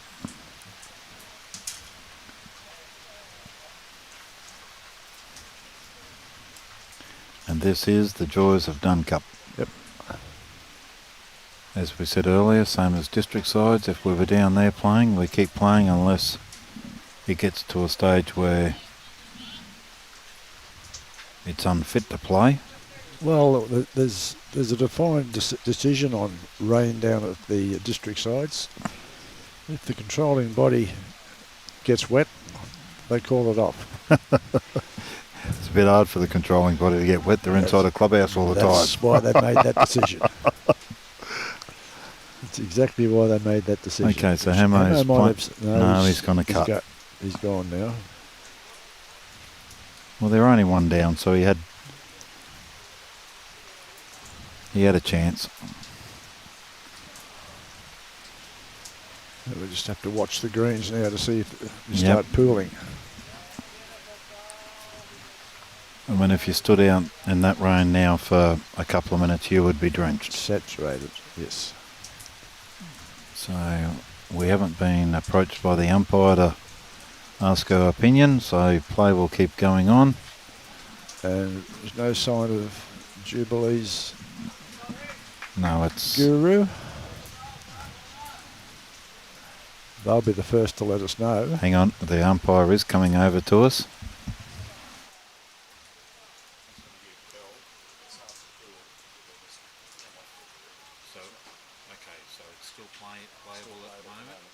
Biggles is the man that will come and see us, so I'm happy for... I'll wait until he comes and sees us.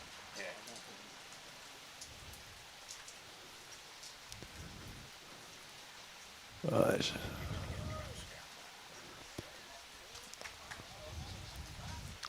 Now this is going to change the game dramatically. One way or the other. Yes, that's right. So I've just had the umpire come and ask. They're going to get a bell just in case it starts pooling. Not that I think it would pool just yet, but the green's still obviously damp from this morning. Underneath it'll be still fairly damp, yes. And it didn't take long for it to pool this morning when the rain came in. I'd be more concerned with all Robbie's gear that he's got here, all his electricals, and to make sure that there's no water pooling anywhere for him. And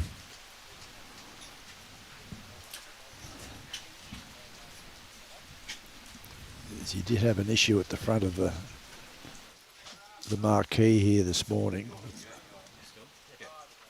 I mean, just unfortunately in that weather, they're going to get drenched.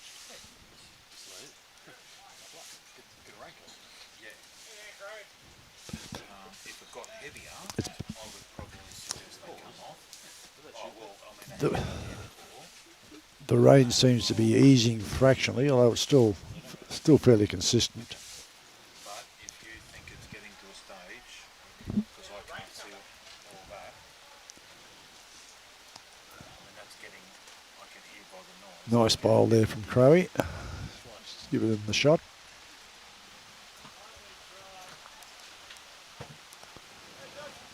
No, Ewan, you don't have to roll the kitty with the arm. You can roll the kitty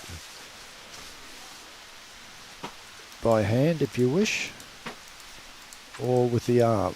But once you start using the arm, you've got to continue using it. that's to deliver the bowl. To deliver the kitty. Oh. No, it's not. You'll very rarely see too many arm bowlers delivering it by hand, but it is permissible. Another nice bowl from Curry. Yep. The rain hasn't worried him. No, I just had Warren Schmidt come and see us, and about the rain, and as we speak, it's easing off again. So it could just be like this now all afternoon. A little scud every now scud, and then you can see the boys now back on the green, as in standing out there, because they're not going to get drenched. So I think they're already drenched. Yeah. The light showering now won't affect them too much.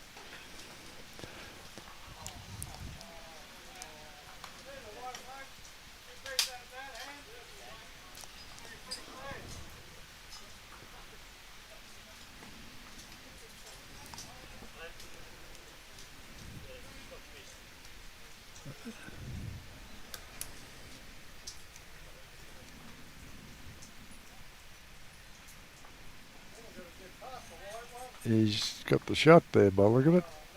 Oh, again, Hamo standing right in the way.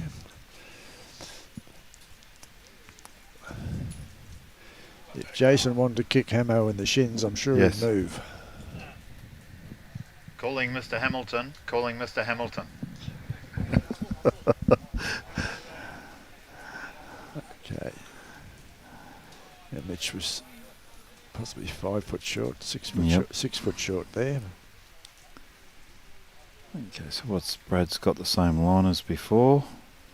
You can just see from where the green, that rain, that you can see the track that they took. Going to push his own over. Well, that's got to be shot. Got to be shot now. You can see the line now where the bowls were being played. But as I said, as we speak, it's just about gone now, that little scud. Yeah, just water dripping off all the bits of equipment.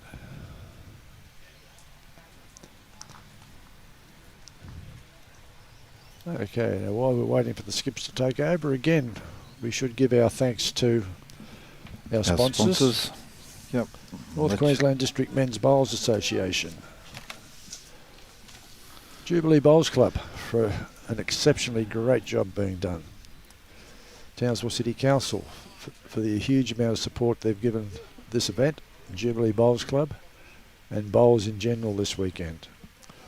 Multicom Computers, again, very, very good sponsors. They've been helping the media team out this morning with some problems we had. Chase Electrical and Instrumentation, thanks very much. Glen Carroll Painting. Power and Air, or TK Power and Air. And not to forget our naming right sponsors, Gallavanta Travel. We thank you all very much for your support and look forward to continued support in the future.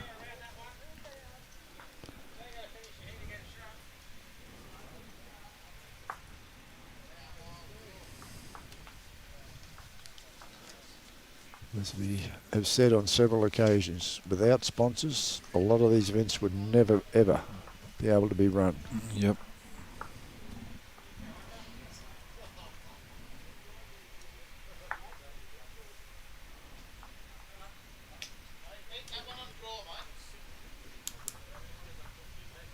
And a big thanks to Robbie and his team. Huge thanks.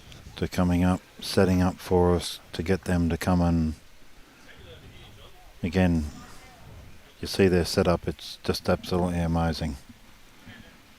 And it's a huge job for the Gold Coast-Tweed media team to come up to an event like this. They're travelling all the way from, well, in this case, from Glasshouse Mountains. As we heard this morning, 16-hour drive. And Robbie and his daughter did that by themselves. With all the equipment. With all the equipment, then get here, and then there's no time to relax. You've got to start setting up and then tonight they'll have to pack all this up. They can't leave this out. Fortunately, they can leave most of the cables. Yep. Spare card. Oh,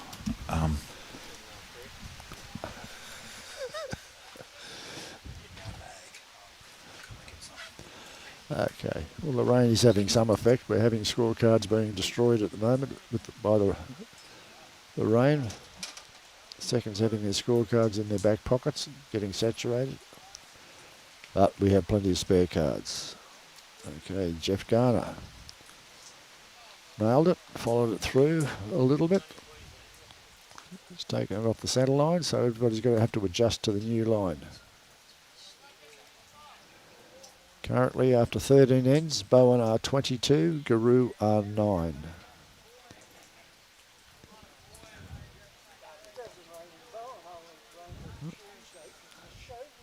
Gus Monroe. Nice bowl from Gus. I suspect he might have picked up the shot there so far. Geoff's second bowl is the lead.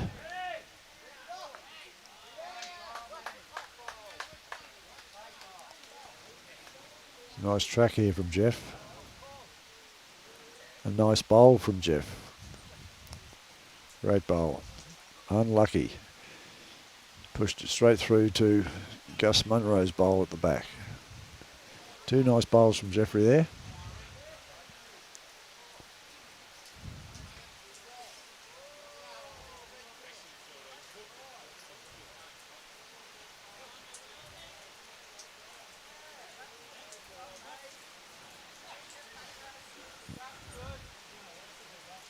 It's too wide, too long. Jurgen with his first bowl.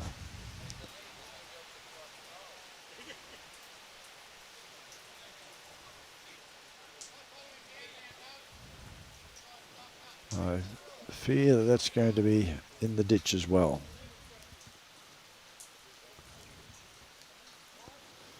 Yes, John, I tend to agree with you. It is now open slather with regard to the arms. Now they have dropped the doctor's certificate. So where you once had to have a certificate from a doctor to say you needed an arm, you no longer need that anymore. But they still have their... That was an incredible bowl from... Except went the wrong way.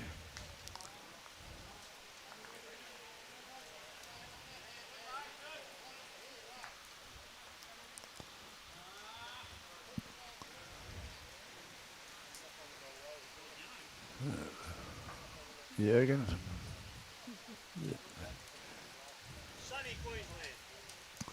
Right, now what's Crowie going to do? I suspect he might be still holding shot. I'm not too sure there. I think his front bowl might still be shot.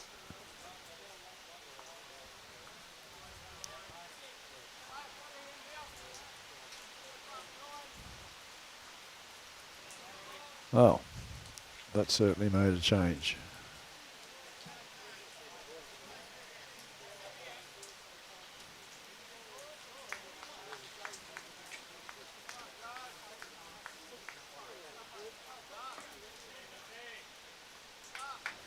Right.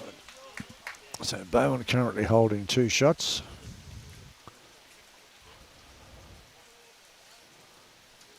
There's Mitchell Wright playing his first. He's going to be narrow.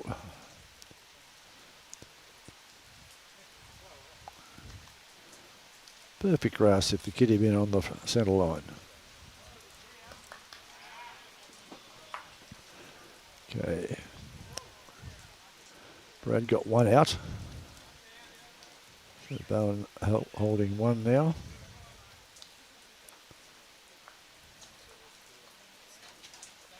Mitch with his second bowl, and I fear he's going to be cutting across again too.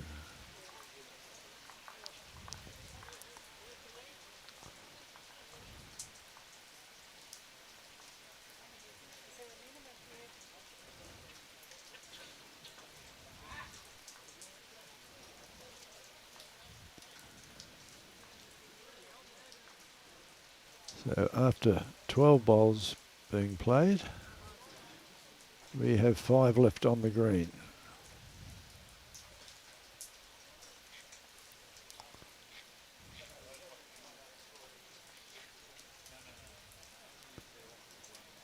There's Glen obviously trying to run this kiddie into the ditch or get rid of that bowl, and he's run the kiddie into the ditch, and I suspect he's sitting right on it.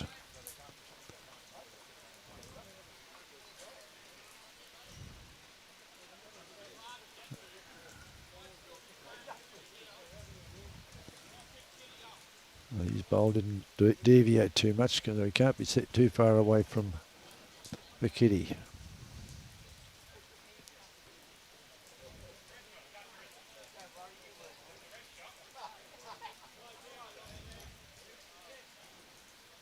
So in effect, Jason is going to have to be drawing right to the ditch. There we are.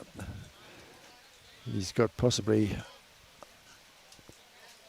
a foot between the kiddie and the bowl. So he has not got much room to play with.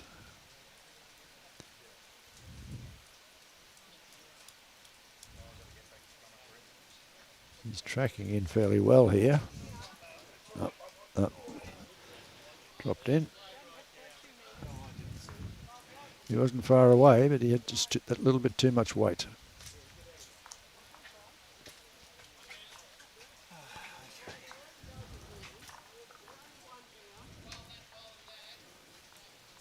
So Hammer is possibly looking for this other bowl of BOWEN's to give himself 2 shots.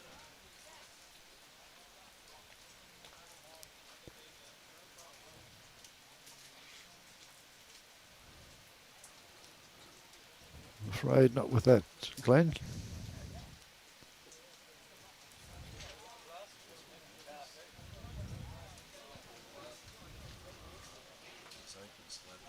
Yeah.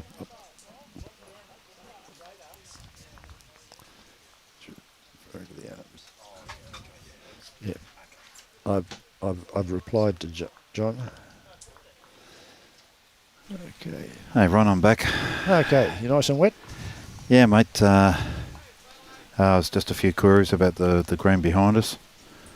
It's starting to pool in a few areas. Nothing bad. Well, hopefully Warren's keeping an eye on that. Yeah, Biggles has just spoke to me. It's still playable, so... Yep. And it's obviously not pouring down, so... Yeah, well, I think we trust Jubilee's judgment at this stage. I don't think they'll let us stay out there if it's... Biggles has already said that. If it got bad...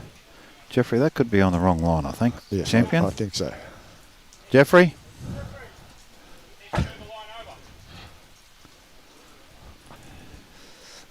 See, he wasn't looking at his marker. I'd give him a rap before because he did the right thing, and he turned around then, but didn't look at his rink marker. That's right. Just looked at the line. That's better, Jeffrey. You're straight now, mate. So what did GIRU pick up then? Just a 1, was it? Yeah, just the 1. Yep. So 22.9, making it a little bit more respectable. Yep, after 13. So they'll be happy. If the rain 22.10, they've got to add it on. So, okay. Yep, 22.10 after 14. So they've constituted a game if something goes haywire. Yep. So to explain to the punter out there, if they were called off the green now, yes, they've played a constituted game, but they have to be off the green for an hour and a half in a row. In one straight session. Big bowl there from Geoff. That's a great start by Geoff. So if they got called off the green now and they're off the green for an hour and a half straight, the game stands winner, loser. You could be off the green for 20 minutes and then back on the green. So then, you keep on playing. So must be off the green for an hour and a half in one session, which let's hope that doesn't happen and teams have the opportunity to play the full 21 ends, get a result. Well, we'll get a result if they only play 14 anyway, but yeah, it's it becomes very cutthroat then. Again, as we speak, it's starting to die off again. But I can see over there to our left, Ron, that those hills, they're gone. They're gone, yep. Actually, we haven't seen much of them all day, really. Yeah, there are a few hills around here, love. Not many.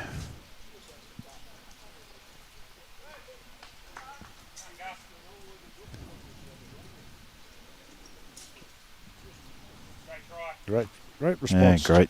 Yep. Yeah, nice bowl, Gus. Robbie's daughter was just asking, do we have hills around here? And yes, We do. there have are some. a few. We're not all flat land. Massive big hill right in the guts of the city, Castle Hill. Yep. It did once become a mountain. I believe it was Townsville High School or Townsville Grammar. Built up a big cairn of rocks on top of it one stage just so it could be declared a mountain. Okay, well, I was always led to believe it was a mountain, but when the Yanks were here, No. for The Americans wanted to bulldoze it. They okay. wanted to bulldoze it and use it to make a roadway across to Maggie Island. To Magnetic Island, yeah. Across to West Point. Okay, so it was never really a mountain, and No, they've been was cut down, no. always I think it's 8 foot short of a Oh, mountain. okay. Yep, it's one of Townsville's little landmarks, Castle Hill. Yep. I don't know if the restaurant's still open three-quarters of the way up there. or? That was bulldozed years ago, mate. Oh, okay. Well, that's how long since I've been up Castle Hill. Most locals don't go up there. No, it's like I couldn't tell you what Magnetic Island looks like anymore. I know I just don't go over there. Lump of ground out off the coast. Yep. I've got family that goes over there. My girls like it, but I haven't been there for some time.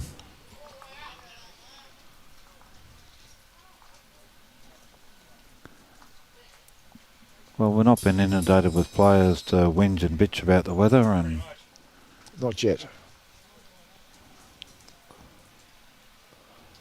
Well, I think we gave them plenty of opportunity this morning before man, we played. I think we definitely did. To have their say, and if they had any questions or queries, and it wasn't as if we were telling them what was going to happen or wasn't going to happen. We gave them the opportunity to discuss any potential issues they may have had. Yep.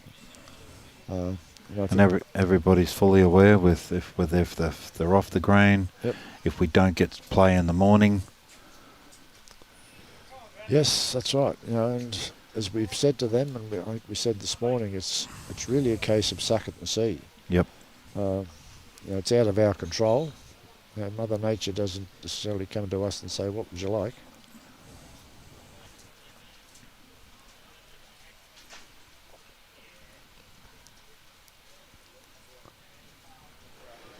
Just watching these bowls, the last two ends since the rain, it's almost made this rink play a little bit kinder for these people.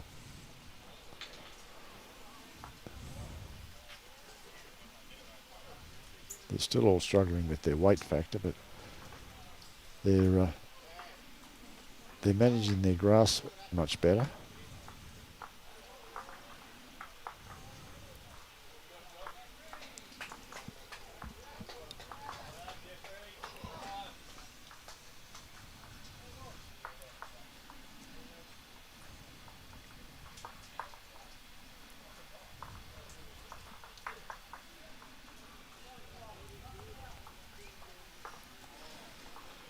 Right. Glen What's Hamo got here? His first shot. He's holding shot at the moment. Yep, with Geoff Garner. Geoff Garner's lead bowl. Oh, yep, right on the girl.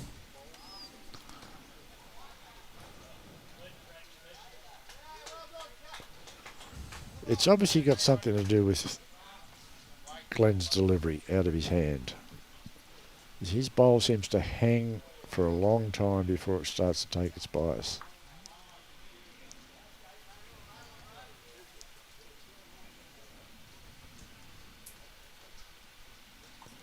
Jason, I think, is going to be tighter. Yeah, that's gone.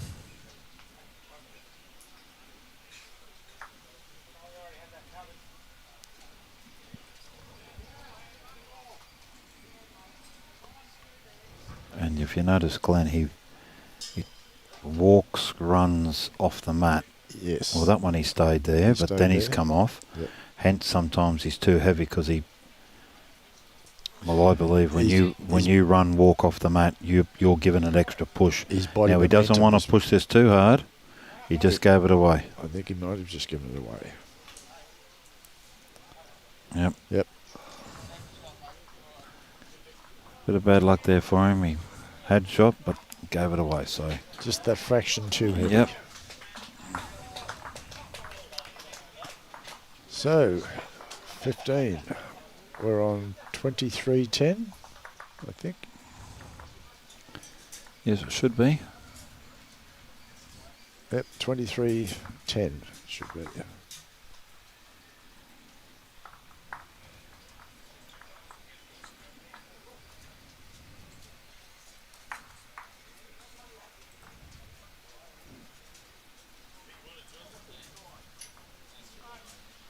Right, now the rain is still with us, but very light at this stage, but dense enough to make it uncomfortable and keep everybody a little bit wet out there. Oh, they'd definitely be wet by now. Oh, well and truly, well and truly. Saving grace is that they don't have a third game after this. This is today's right. Only 2 games, so they can zip off back home or off to their hotel or motel and get into some dry clothes and perhaps come back to Jubilee for the couple of quiet sherbets tonight and watch the ladies' football.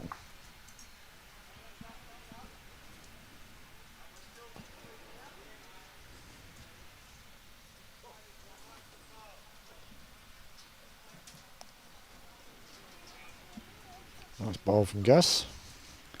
Yes, very good. Two nice bowls from Gus, actually. I don't know if Geoff's pushed this enough. Trying, but no. He was very quick off the mat. Yeah. No, didn't quite get there. He's throwing his stick his around. stick around. Yep.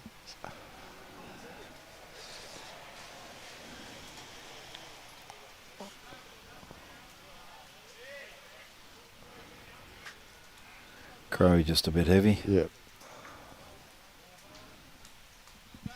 I think Crow's having a few problems with the rain on his bowls, the wet bowls and wet hands.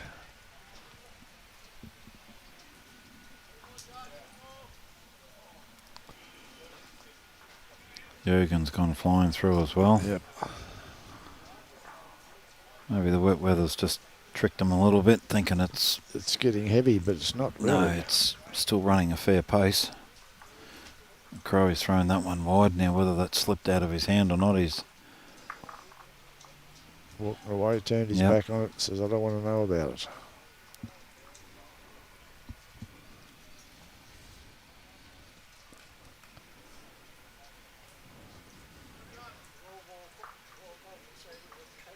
Jurgen's got a better bowl here.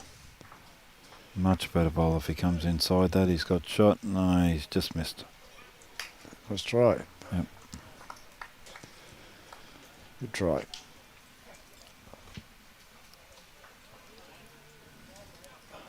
Remind me to bring a cushion tomorrow, Muddy.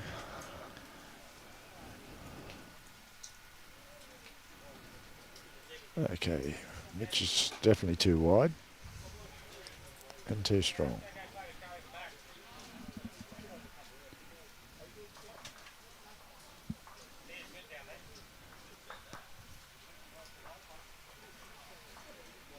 Going for protection, Mitch says.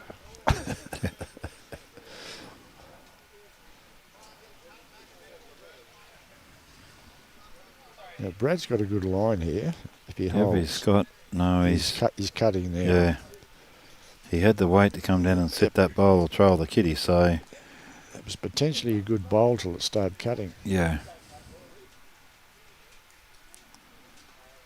Mitch has got the better line, but I don't think he's got any weight whatsoever. Big, strong lad like him, and he's dropped it a mile short. Yep.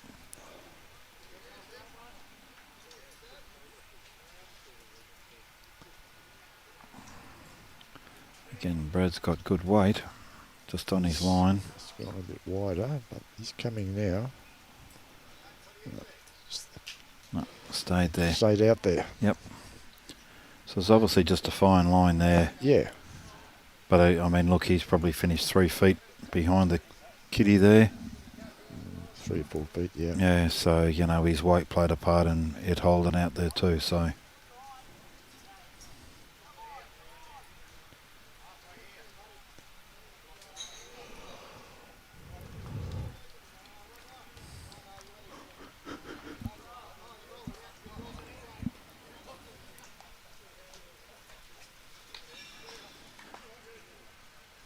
Terry Hocking's just put up a Post. It's hammer time. Well, Glen Hamilton needs to do something, mate, and do it quick. Do it quick. Otherwise, GIRU will be Gonski. For this game, anyway. Yeah, for this game, yes. There's a nice ball from Jace. Jason. That gives There's a couple, so as you say, Hamo needs to trail this kitty back. They've got the 2 backward back there, so possibly pick up 2 or 3 if he picks this kitty up. No, not with this, he won't. Shaking his head. But it's coming now. I don't know why he was. This is too quick. And Jeffrey's just plonked his arm and.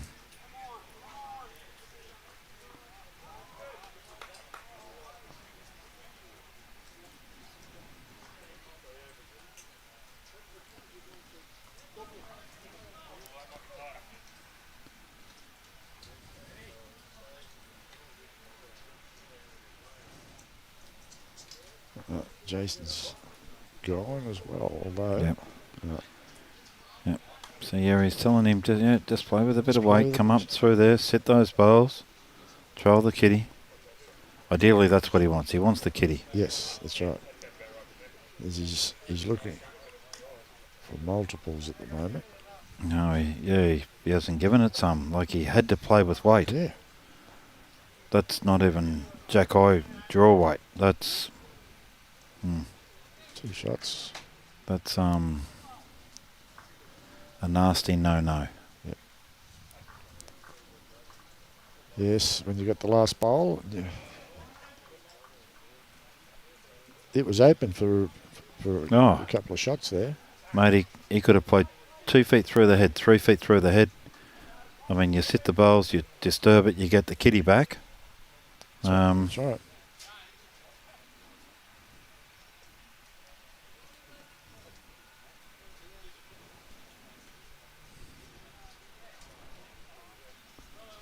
No, I didn't watch Gus then. Did he throw the kitty down with his arm? I wasn't watching. I wasn't his watching hand? either.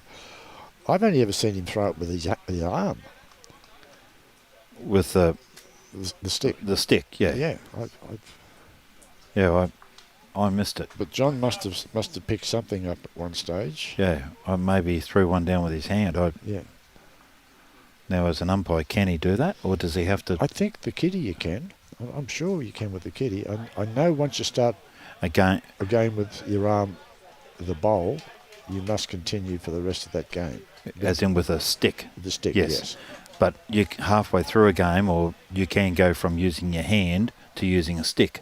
I'm not too But sure. you can't go the other way. You can't. That's right, yeah. Yes, you can go from using your arm to using a stick, but you can't go the opposite way. That's correct, yeah. Which, I don't write the rules, but that just seems wrong to me. If you can change one way, why can't you do it the other way? Well, that's where we need to speak to World Bowls or Bowls Australia. Yeah, they write the rules. Yeah. Look, it'd be.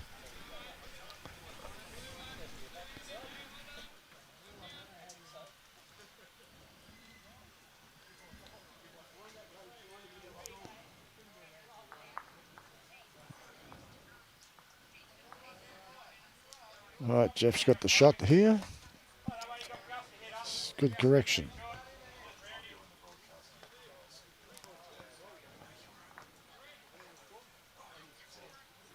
Okay, we have Crowy now.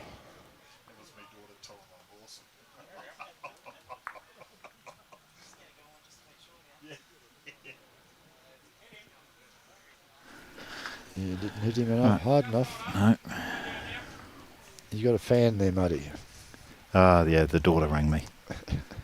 She's watching you? Yeah, no, she, as you know, I lease the kitchen over at Cutharinga Bowls Club. Yes. And my 2 girls are working in there tonight, so they've just been over and picked up the crumb steak.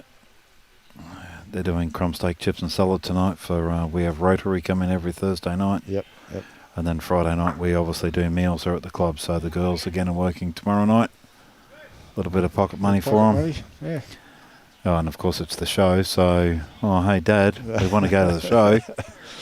You know, where's the Jenke? Yep. Thanks. But no, they help me all the time. They're 2 good girls.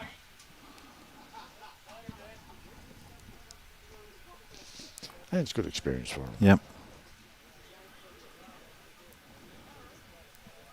Excellent. The eldest one, Brianna, her boyfriend, he's comes from GIRU. That's where his dad lives and got a farm down there. So, okay. Well, she's smart enough to pick a farmer. Oh yeah, a little Italian fella. Terry, homo time. Okay. That was hammer. No, that was hammer time. Oh, hammer time. Hamo. Oh, okay. And Hamo did nothing. Remember, he dropped short. That's right. All right. Mitch is right through there and got shot.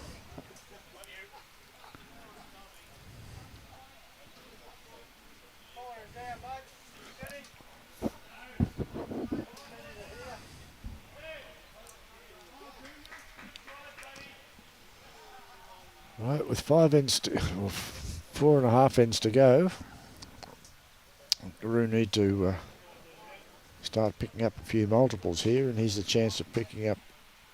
There's one shot. Anyway, that's a 1. That's a start.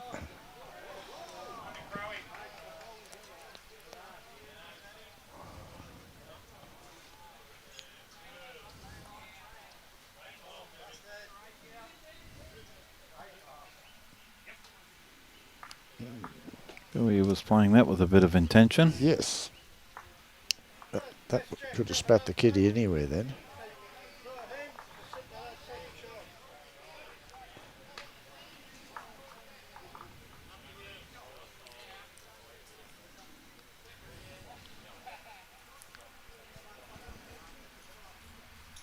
Brad's going to be in the area. No, he's only got to be sit inside of that. Mitch's No, he's bowl. gone the other side. Yep.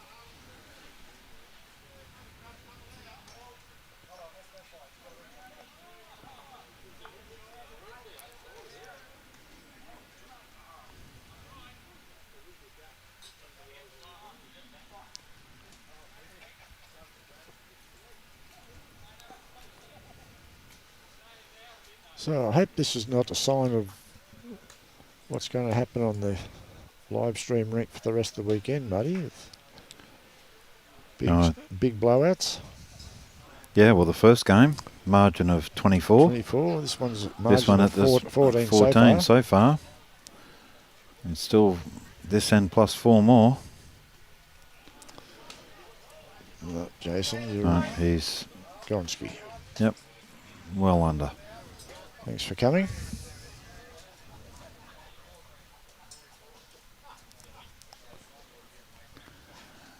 You can see a score over the back there. South Townsville playing Magnetic Island, I think that is. Yeah, I haven't got the draw here with me. No, yeah, that's South Townsville playing Magnetic Island. 27-4 after 15 ends. Oh, that's going to hurt. That's going to hurt big time. Ingham playing Brandon, 12-6 after 13 ends.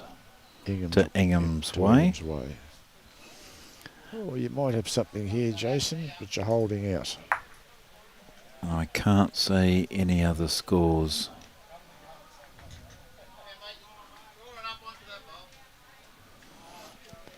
But most of those games on number 2 green are a few ends behind this one. Yeah.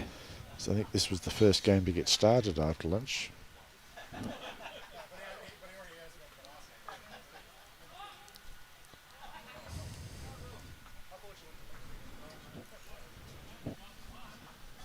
Okay. They don't want us to see what the score was then.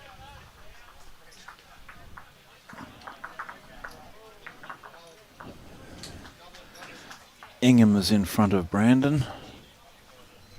3-10, so we'll find out now.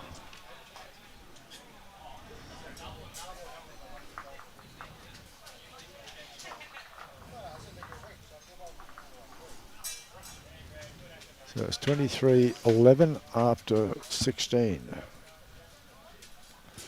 23-11.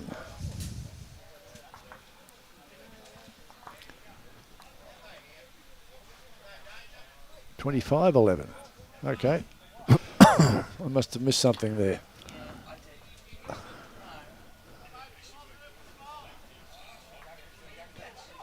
I missed last game. Oh, okay. Cutheringa is 15-6 in front of McNaid after 13 ends. Okay. Here's a surprise package. Home Hill 15. Nuala, I think it's 12. He's just stood back in front of it. 15-13 on 15.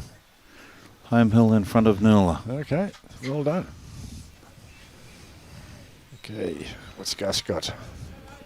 Gus has got a pretty good bowl here. Yep, set that perfectly. Yep. Brad played a nice bowl for his first. And, No, Geoff. Geoff, sorry, played a big bowl. Can he duplicate it?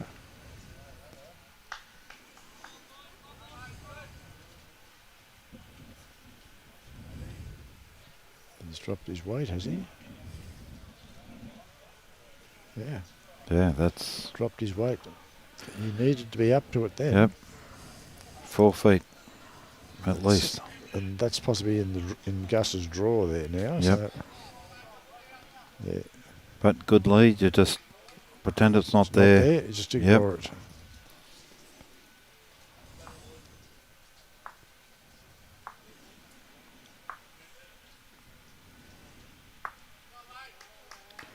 And if he's around it, he's going to be very close. He's not. No, he's not. He's going to crash. No, well, he didn't have the weight anyway. No. You can tell where it's No. finished, so... He was always going to be short.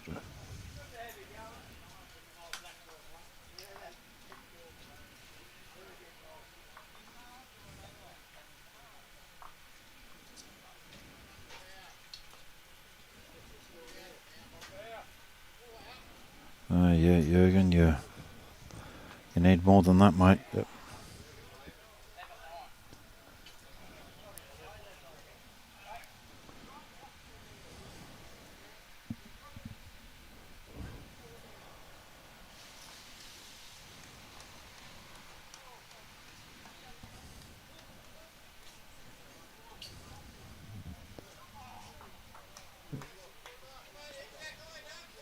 Crowe miscalculated the grass completely then, I'd say.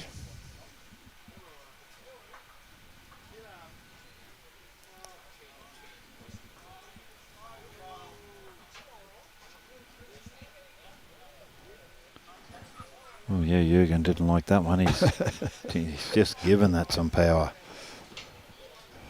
They're looking up the green in disgust, as much as say, what do you think you're doing over there? Yeah. Why did you go that way? Well, that's where you threw it. Exactly. Okay, Crowe. Crowe's got a better line this time. Yep, just on It's up his to weight. his weight.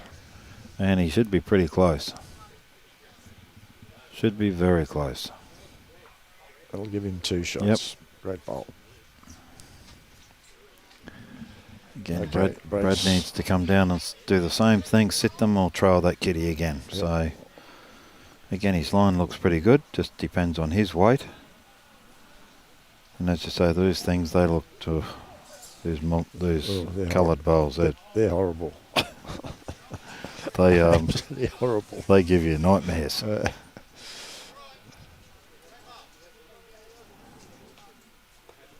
Oh, Mitch, I think you're a bit wide there. Yep. my Now son. Mitch has got he's got the same type of set as in that two coloured tone thing. Yep. But because his are so similar in colour, like the two, well, there's still two colours, Yeah. that different colour in between. They're not as bad as having that white amongst the. No, it doesn't do your head in. So to me, that's rolling. Yeah. Even though it's coming this way, it's rolling. Now there's the follow on and shot. shot. How often do you see Well, that happen in the game? there's always more than one way to skin Yep. the cat.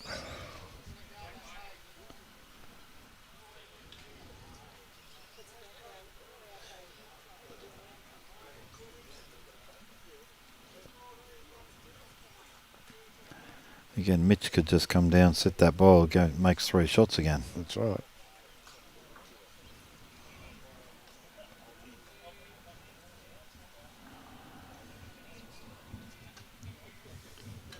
I don't think it changes Hamo's shot though. He can still afford to come down, trial that kitty. Yeah, He just moves it back a foot or so. He makes 3 shots, that's right. and he needs it's like he needs a number. So you don't want to just be drawn for 2. Well, he can't do any damage by hitting. I mean, he's got to hit his own out of the head with Well, that's with right. bigger weight. Big weight, but if he punches onto Gus, Yeah. he should just sit there.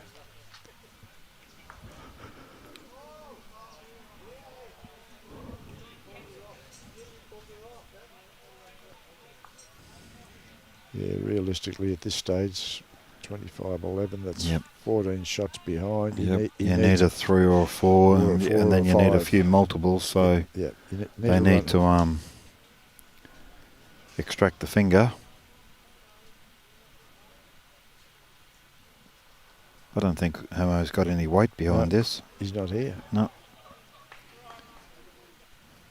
Again, you're not going to win a game by dropping them short. No, not. Yep. Not in that position.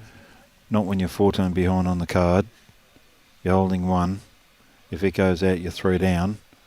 All in Jace's favour here. He definitely can afford to play with a bit of weight, which he has. She has. And if he gets a kitty, he'll stay with it. No, that was, again, he's got It nothing was to the right- lose. So, yeah. It was the right bowl to play. Yep. Yeah, definitely the right bowl to play. Execution could have been. Hamo's got to play almost the same type of shot. Yeah.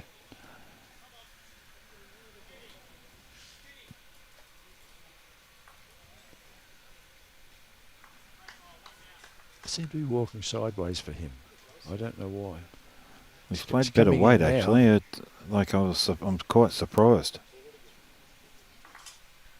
Well, again, needed to be closer like that with his first, so he could more to play with more for to his play second. with and a bit easier to correct to.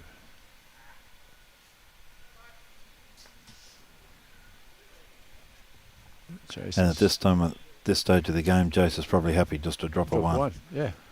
Why You know, not? It eats up an end. Leaves 3 to go. Yep, 3 to go, and you're still 13 in front. So Yeah, it becomes percentages from here on in, doesn't it? you would, I mean, from Bowen's perspective, they would think, well, they're not home yet, but 13 shots. You'd do better if you had your mat square on, Jeffrey. Yeah. Ooh. Ooh. I Okay. don't think that's going to be long enough. Fire. Looking outside the tent here. Oh, yeah, Yep. that's going back towards them. That's hit his petticoat as he's delivered that.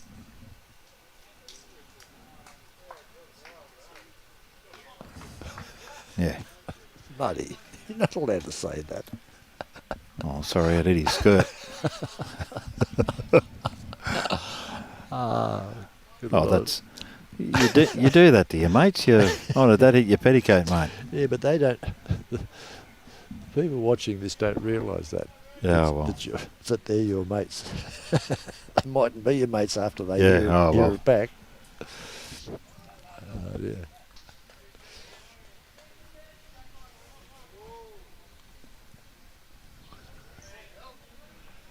Okay, so 25-12 after 18. It should be, I think. Yep. Yep, it is. Yeah, well, they just haven't changed the board because they're down the other end. But Geoff's- yeah, Jeff's pretty close. Fair start for Jeffrey. A foot in front, Hamo's just yelled out. Okay. There's that drizzly rain again behind us for the other rink. Coming in.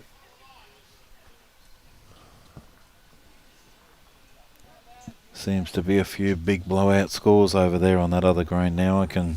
The rain will have Yes, a the rain definite will have. effect on some of the bowlers out Yeah. there.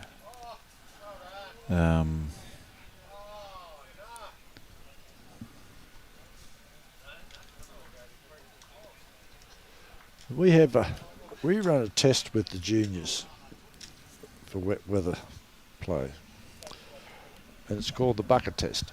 Have you ever seen it? Ever heard of it? No. Okay, you get a bucket full of water. Drop your bowl in the bucket full of water, pick your bowl up, and you've got to be able to walk around, still hold your bowl without sliding out of your hands. If it comes out of your hands, you get rid of the bowl and get a proper size bowl. We don't even encourage juniors to dry their bowls between picking them up off the green and bowling them if it's raining. Oh. And it works. It works. Okay. So Gus played a big bowl here.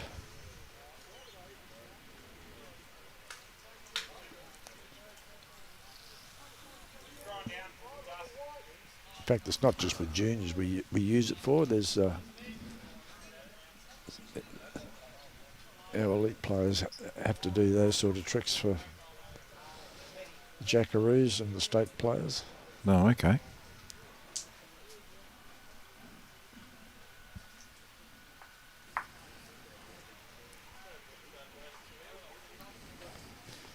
Because when you think about logically, if the bowl you're using is the exact size for your hand, whether it's wet, dry, or full of sand, it shouldn't make any difference. Yep, makes sense. And most of us tend to go for a bowl that, while it might fit reasonably comfortably in your hand, there's usually that fraction too big.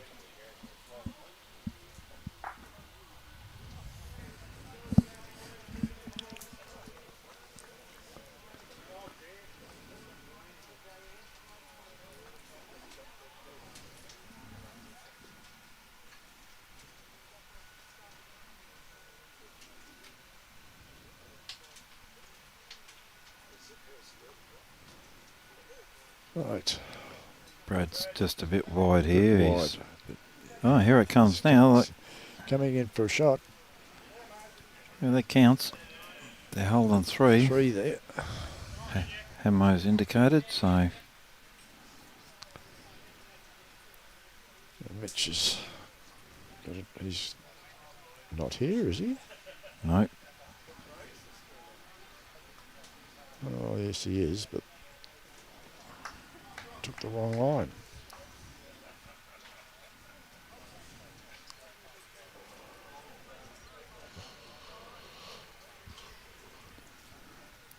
Well, he's looking at it, he's interested, he's got a good line like his last bowl. It's just his weight. Yeah, well, that. Could be in the camp. Oh, Mitch is straight on the mat and let that one go.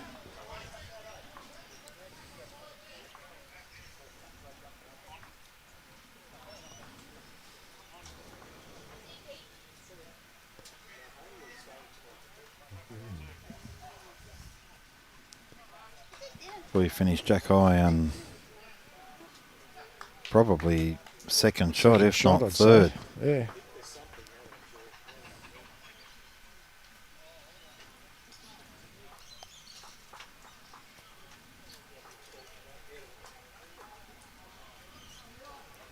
I was very surprised how quick he got on the mat and let that ball go, actually. There was no room for error. A fine line between the bowl coming to Yep. a halt and the other one being delivered.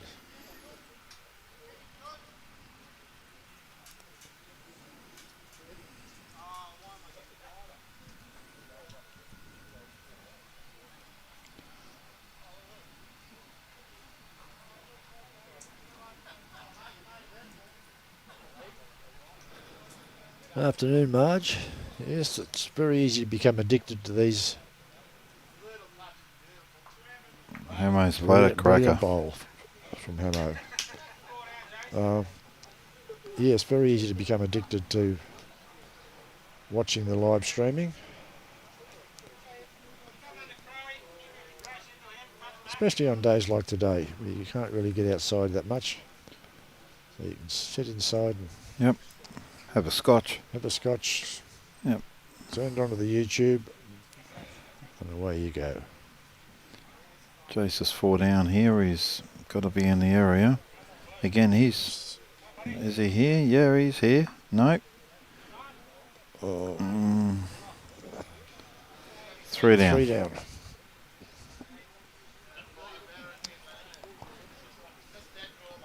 Yeah, Brad telling Hamo just a dead draw. Right. That's all he's got to do. Nothing stupid.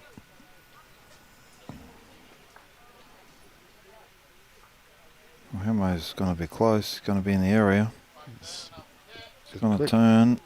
No, not quick enough.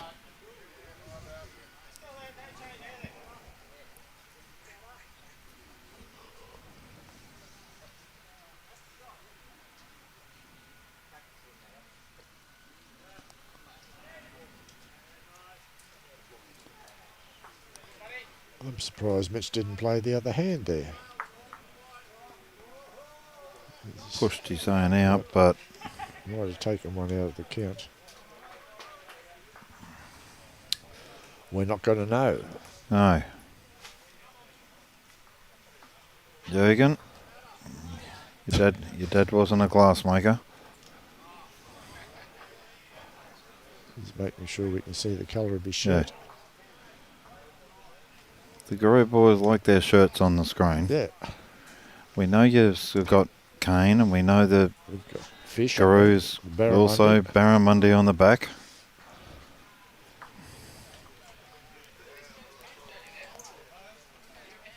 Jurgen.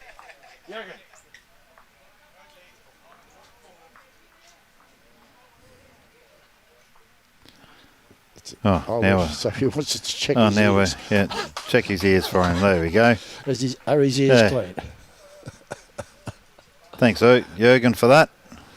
Just what we needed. That's all right, Jurgen. We just seen down your ears, mate. Thank you. Ah, dear, oh dear. Well, GIRU So- picked up a 4 then, so Yep. again, Bowen don't want to go to sleep. They they can't afford to drop 2 more 4s. Well, if they drop 2 4s, they've won the game by 1 shot. Yeah, but if you're looking for a bit of margin, there's our patron standing over there next to you, straight over your shoulder. Billy Green, patron of Bowls, North Queensland Bowls. Queensland Bowls. Young William, good afternoon. Hey, Billy. How are you, mate? You brought the rain with you, Bill. It was raining at St Anne's and it stopped just up the road here and then it started again. Yeah, we've been pretty lucky so far today. We've just had this rain come in, about an hour ago. Yeah, Matty? about an hour, yeah. It was heavy for a little while, but now it's just sort of sprinkling. So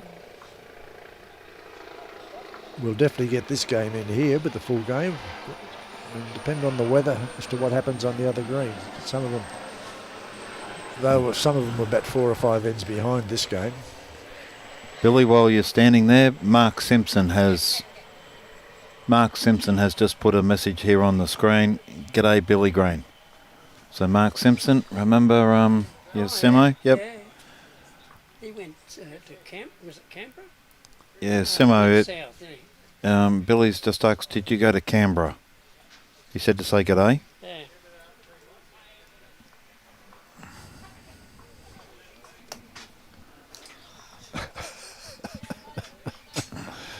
I don't know what it is with those GIRU guys. They just love standing in front of the... They want to make sure that we know Yeah. what their shirts look like.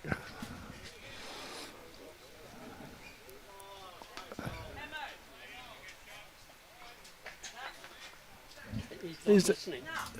No, now he is. Now he did. Wait, so I turn my back. No, the boys told him to move. Yeah. The guys aren't obviously used to playing. Okay, so we've got There you go. Billy, he's Canberra, but bowl out of Queanbeyan RSL. Okay. All right. Yeah. So there you go, yes. So, yep, you were right. It's in Canberra. I suppose it's freezing down there, Simo. I presume you're a Canberra Raiders supporter now, living down there. Right, so GIRU holding 3 shots at the moment.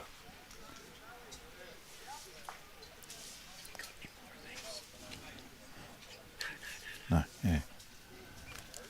Oh, we had heaps of them here. Yeah. Okay, How many you want? Okay. Yep. Crowie blew the back out of the green then. Yeah, as Okay. I said, Bowen needs to be Oh, they're just steady here. They 3 down on the head at the moment. just because you have a margin of 9, you still have 2 ends to go. You're 3 down. That didn't increase No, he didn't increase. the pool any. Simo, a lovely 10 degrees. Oh, No, still a Rabbitoh and Queensland supporter. Well, we won't mention the the Queensland. I don't think they turned up for State of Origin last night. And the Rabbits, well, who cares? yeah, that's dead right, mate. I think did Russell Crowe sell you blokes? I think he did. He's disgusted. Rightio, what's Brad got? He's going to be in the area. This should He's count. just going to drop short. Oh no, yeah, he's Yeah, no, he's they long should way, be. long way short. I think.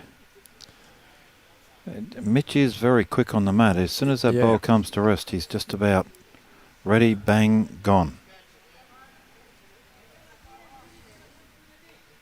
But Providing No. he's not letting it go before the other bowl comes comes to to a stop, rest. Yeah, he's quite legal to be there.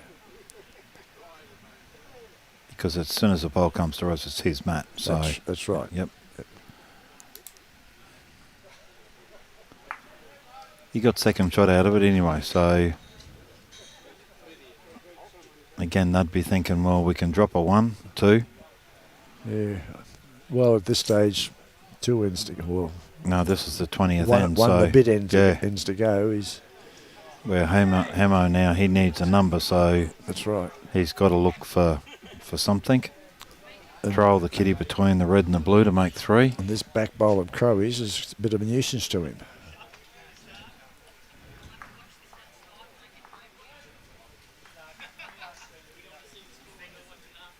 No, he's again. That was the way. That's where he wants the kitty to finish, just Just there. in front of that bowl. That's So right. the red. Will all would four, also all 4 count, bowls yeah. come into play then. Jason's going to hang Jason's out forward, there. yep. I don't think he's going to come in far enough. Well, Hamo can sit the bowl or trial the kitty. Definitely got to trial the kitty now because that bowl's That not bowl's- worth anything. No, that's right. Up and down for shot. Yep. Trial the kitty. Good call, Brad. That's the way to do it. Don't let us see what's happening there, Yeah. Brad, will you? Oh, no, he's gonna. Thanks, mate.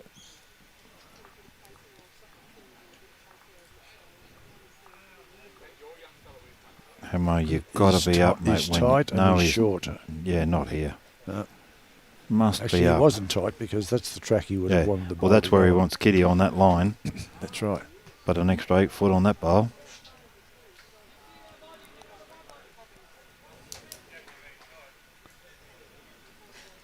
Yeah, Jace has followed him. He's gone as well. Except he might get Ah. he might get a rub here, and he There's the has. shot. That's the game. Yeah. They're shaking hands, so I No, don't know whether no, that's yeah. No, the 2 skips Two might be, skips. but 2 skips did. There's still an end to go, so Yeah. they've got to play the last end. They've got to play it out because Yep, it's, because margin could come into it at the end. and it's order of merit at the end Now, of the day. there you go. So Gus does deliver the kitty with his hand. Okay. I wasn't watching that then. Yeah, no, he Wasn't did. So he delivered it with his hand, not the arm. Yeah. So, That's perfectly Is- legal. but if you, he can't now deliver a bowl with his hand. So why are you allowed to deliver a kitty with your hand? When you start with an arm, you must What- finish. So does that include a kitty? I would, and look, I'm not an umpire, but I would presume if he can't change and use his arm to deliver a bowl, why can you use your arm to deliver the kitty? You're an umpire, Ronnie. There's a bit of homework for you to do, mate, overnight. I need to be very careful what I say. Yeah. here.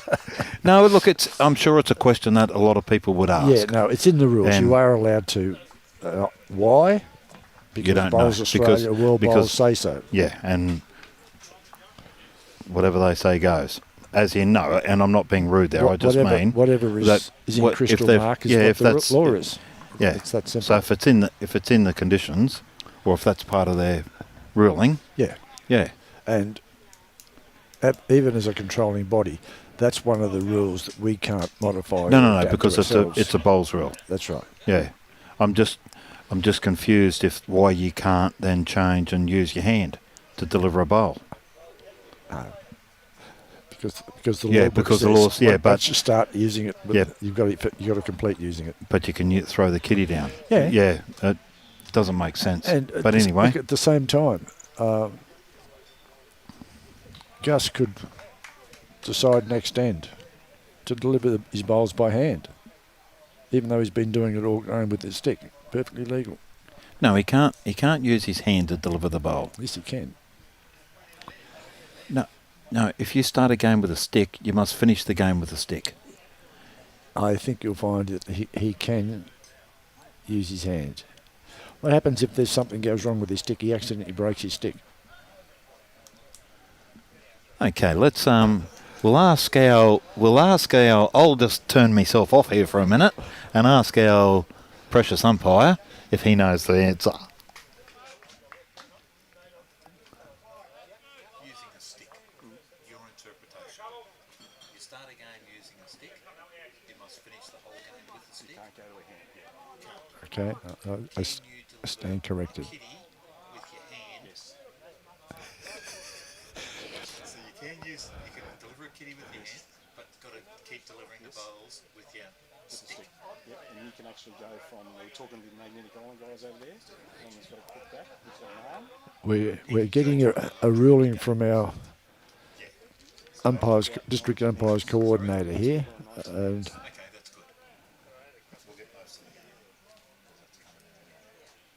There you go. So but you still haven't answered the question. Okay, rightio. So You still don't know why you can use your hand for the kitty. yeah, look, we're getting all this stuff now. Shane Span, hi Muddy, it's each end. What's each end? But just the answer from the umpire was yes, you can deliver a kitty with your hand if you're using an arm. But you start a game with an arm, you must finish the game with an arm. Now, I don't know what happens in the case if the arm breaks.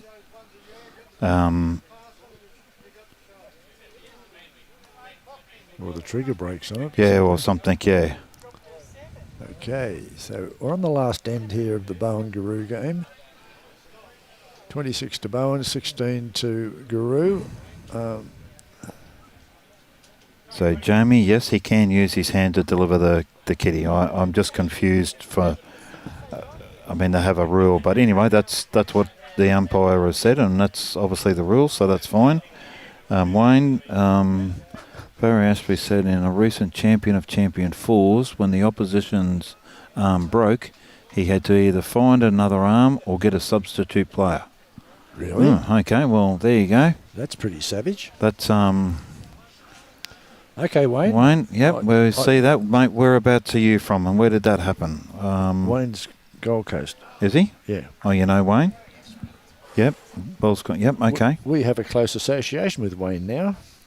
NQ does. Why is that? After today, you remember the conversation this morning about the flags? Oh. There you go. Oh, that's Wayne. Yep. What?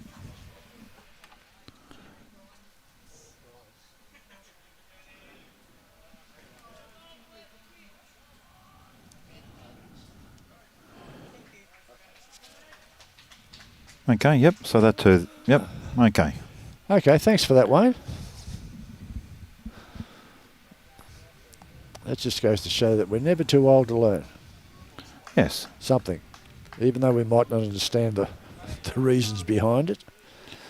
Yes, we are mere mortals. Okay, Jason's... Very close. Oh. I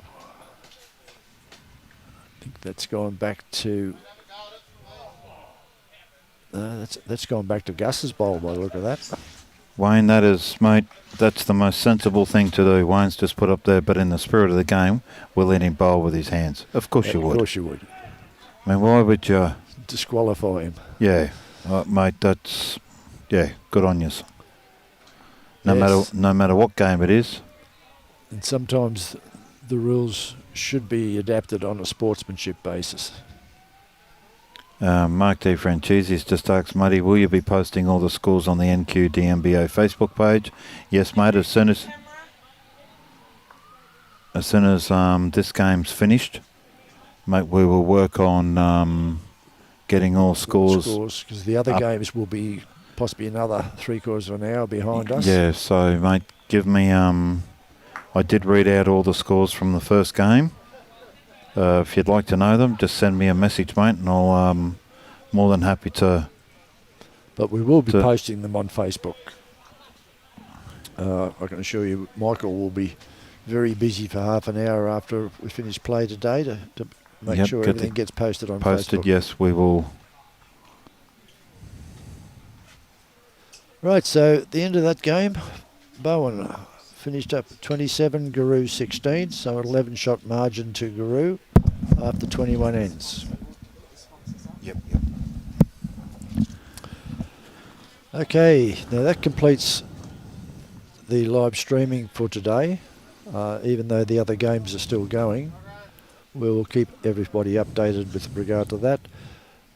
Again, before we sign off, we'd like to extend our thanks and appreciation to all our sponsors, to North Queensland District Men's Bowls Association, to Jubilee Bowls Club for a continuing marvellous job being done, Townsville City Council for their support and backing of this event, and their promised ongoing support for bowls in our district. Multicom Computers, thank you again. Robbie was very happy with the assistance you gave him this morning. JCell Electrical Instrumentation, thank you. Glen Carroll Painting, thank you very much for your sponsorship and efforts, Glen. TK Power and Air, again, a big thank you to your company, and to our naming rights sponsors, Gallivanter Travel. Thank you. We would like to thank you for watching us this afternoon. Yep, it's been great again, Ron. Thank you very much. And we'll join you tomorrow morning. To all those guys, before we sign off, to those guys that are saying, yep, it's good to see common sense prevail, and I mean, yous are all correct. For those watching the live stream tomorrow morning, we have an absolute cracker first up tomorrow morning. Jubilee, last year's winners, the host club, playing Cutharinga Bowls Club. Will be one hell of a game to watch. So 9 a.m. start for that game. Yep. Will be a cracker, and during that game we'll obviously also announce the two games that are being played at just after lunch and the game into the night. So we've decided we're only letting Muddy broadcast the first 2 hours of that game. I might be a bit biased, but no, look, that game, Ron, will be an absolute cracker. We're expecting it to be, yes. We're hoping the weather is kind for us. Yep. We don't want to see it washed out. We want a fair result for either team, win, lose or draw. And, hopefully you have a great day tomorrow. So thank you very much to the media team. Once again, your setup is brilliant. Thanks for inviting us in here. And Ron, cheers, mate. Thank you very much. You're welcome. Cheers. Bye. Good evening. See you all later.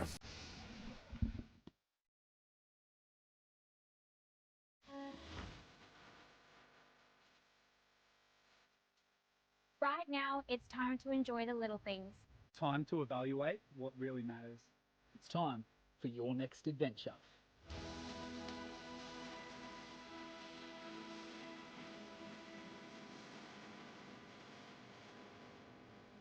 With more than 300 days of sunshine and a daily rush hour of 20 minutes, or less, Townsville is the perfect place to live, work and play. From the reef and its tropical islands, to the lush rainforests and endless natural beauty only a stone's throw away, our city is all about easy living with big city benefits. But we are more than just picturesque beaches and perfect weather. Townsville is Australia's largest garrison city, the events and cultural capital of Northern Australia, and home to a bustling global port. With world-class expertise in health, education and research, Townsville is vital in creating jobs, attracting investment and boosting the region's economy. What you'll find on your journey within our mountains, our beaches and our community is that you're welcome here, but don't take our word for it. Come and experience it for yourself. This is Townsville.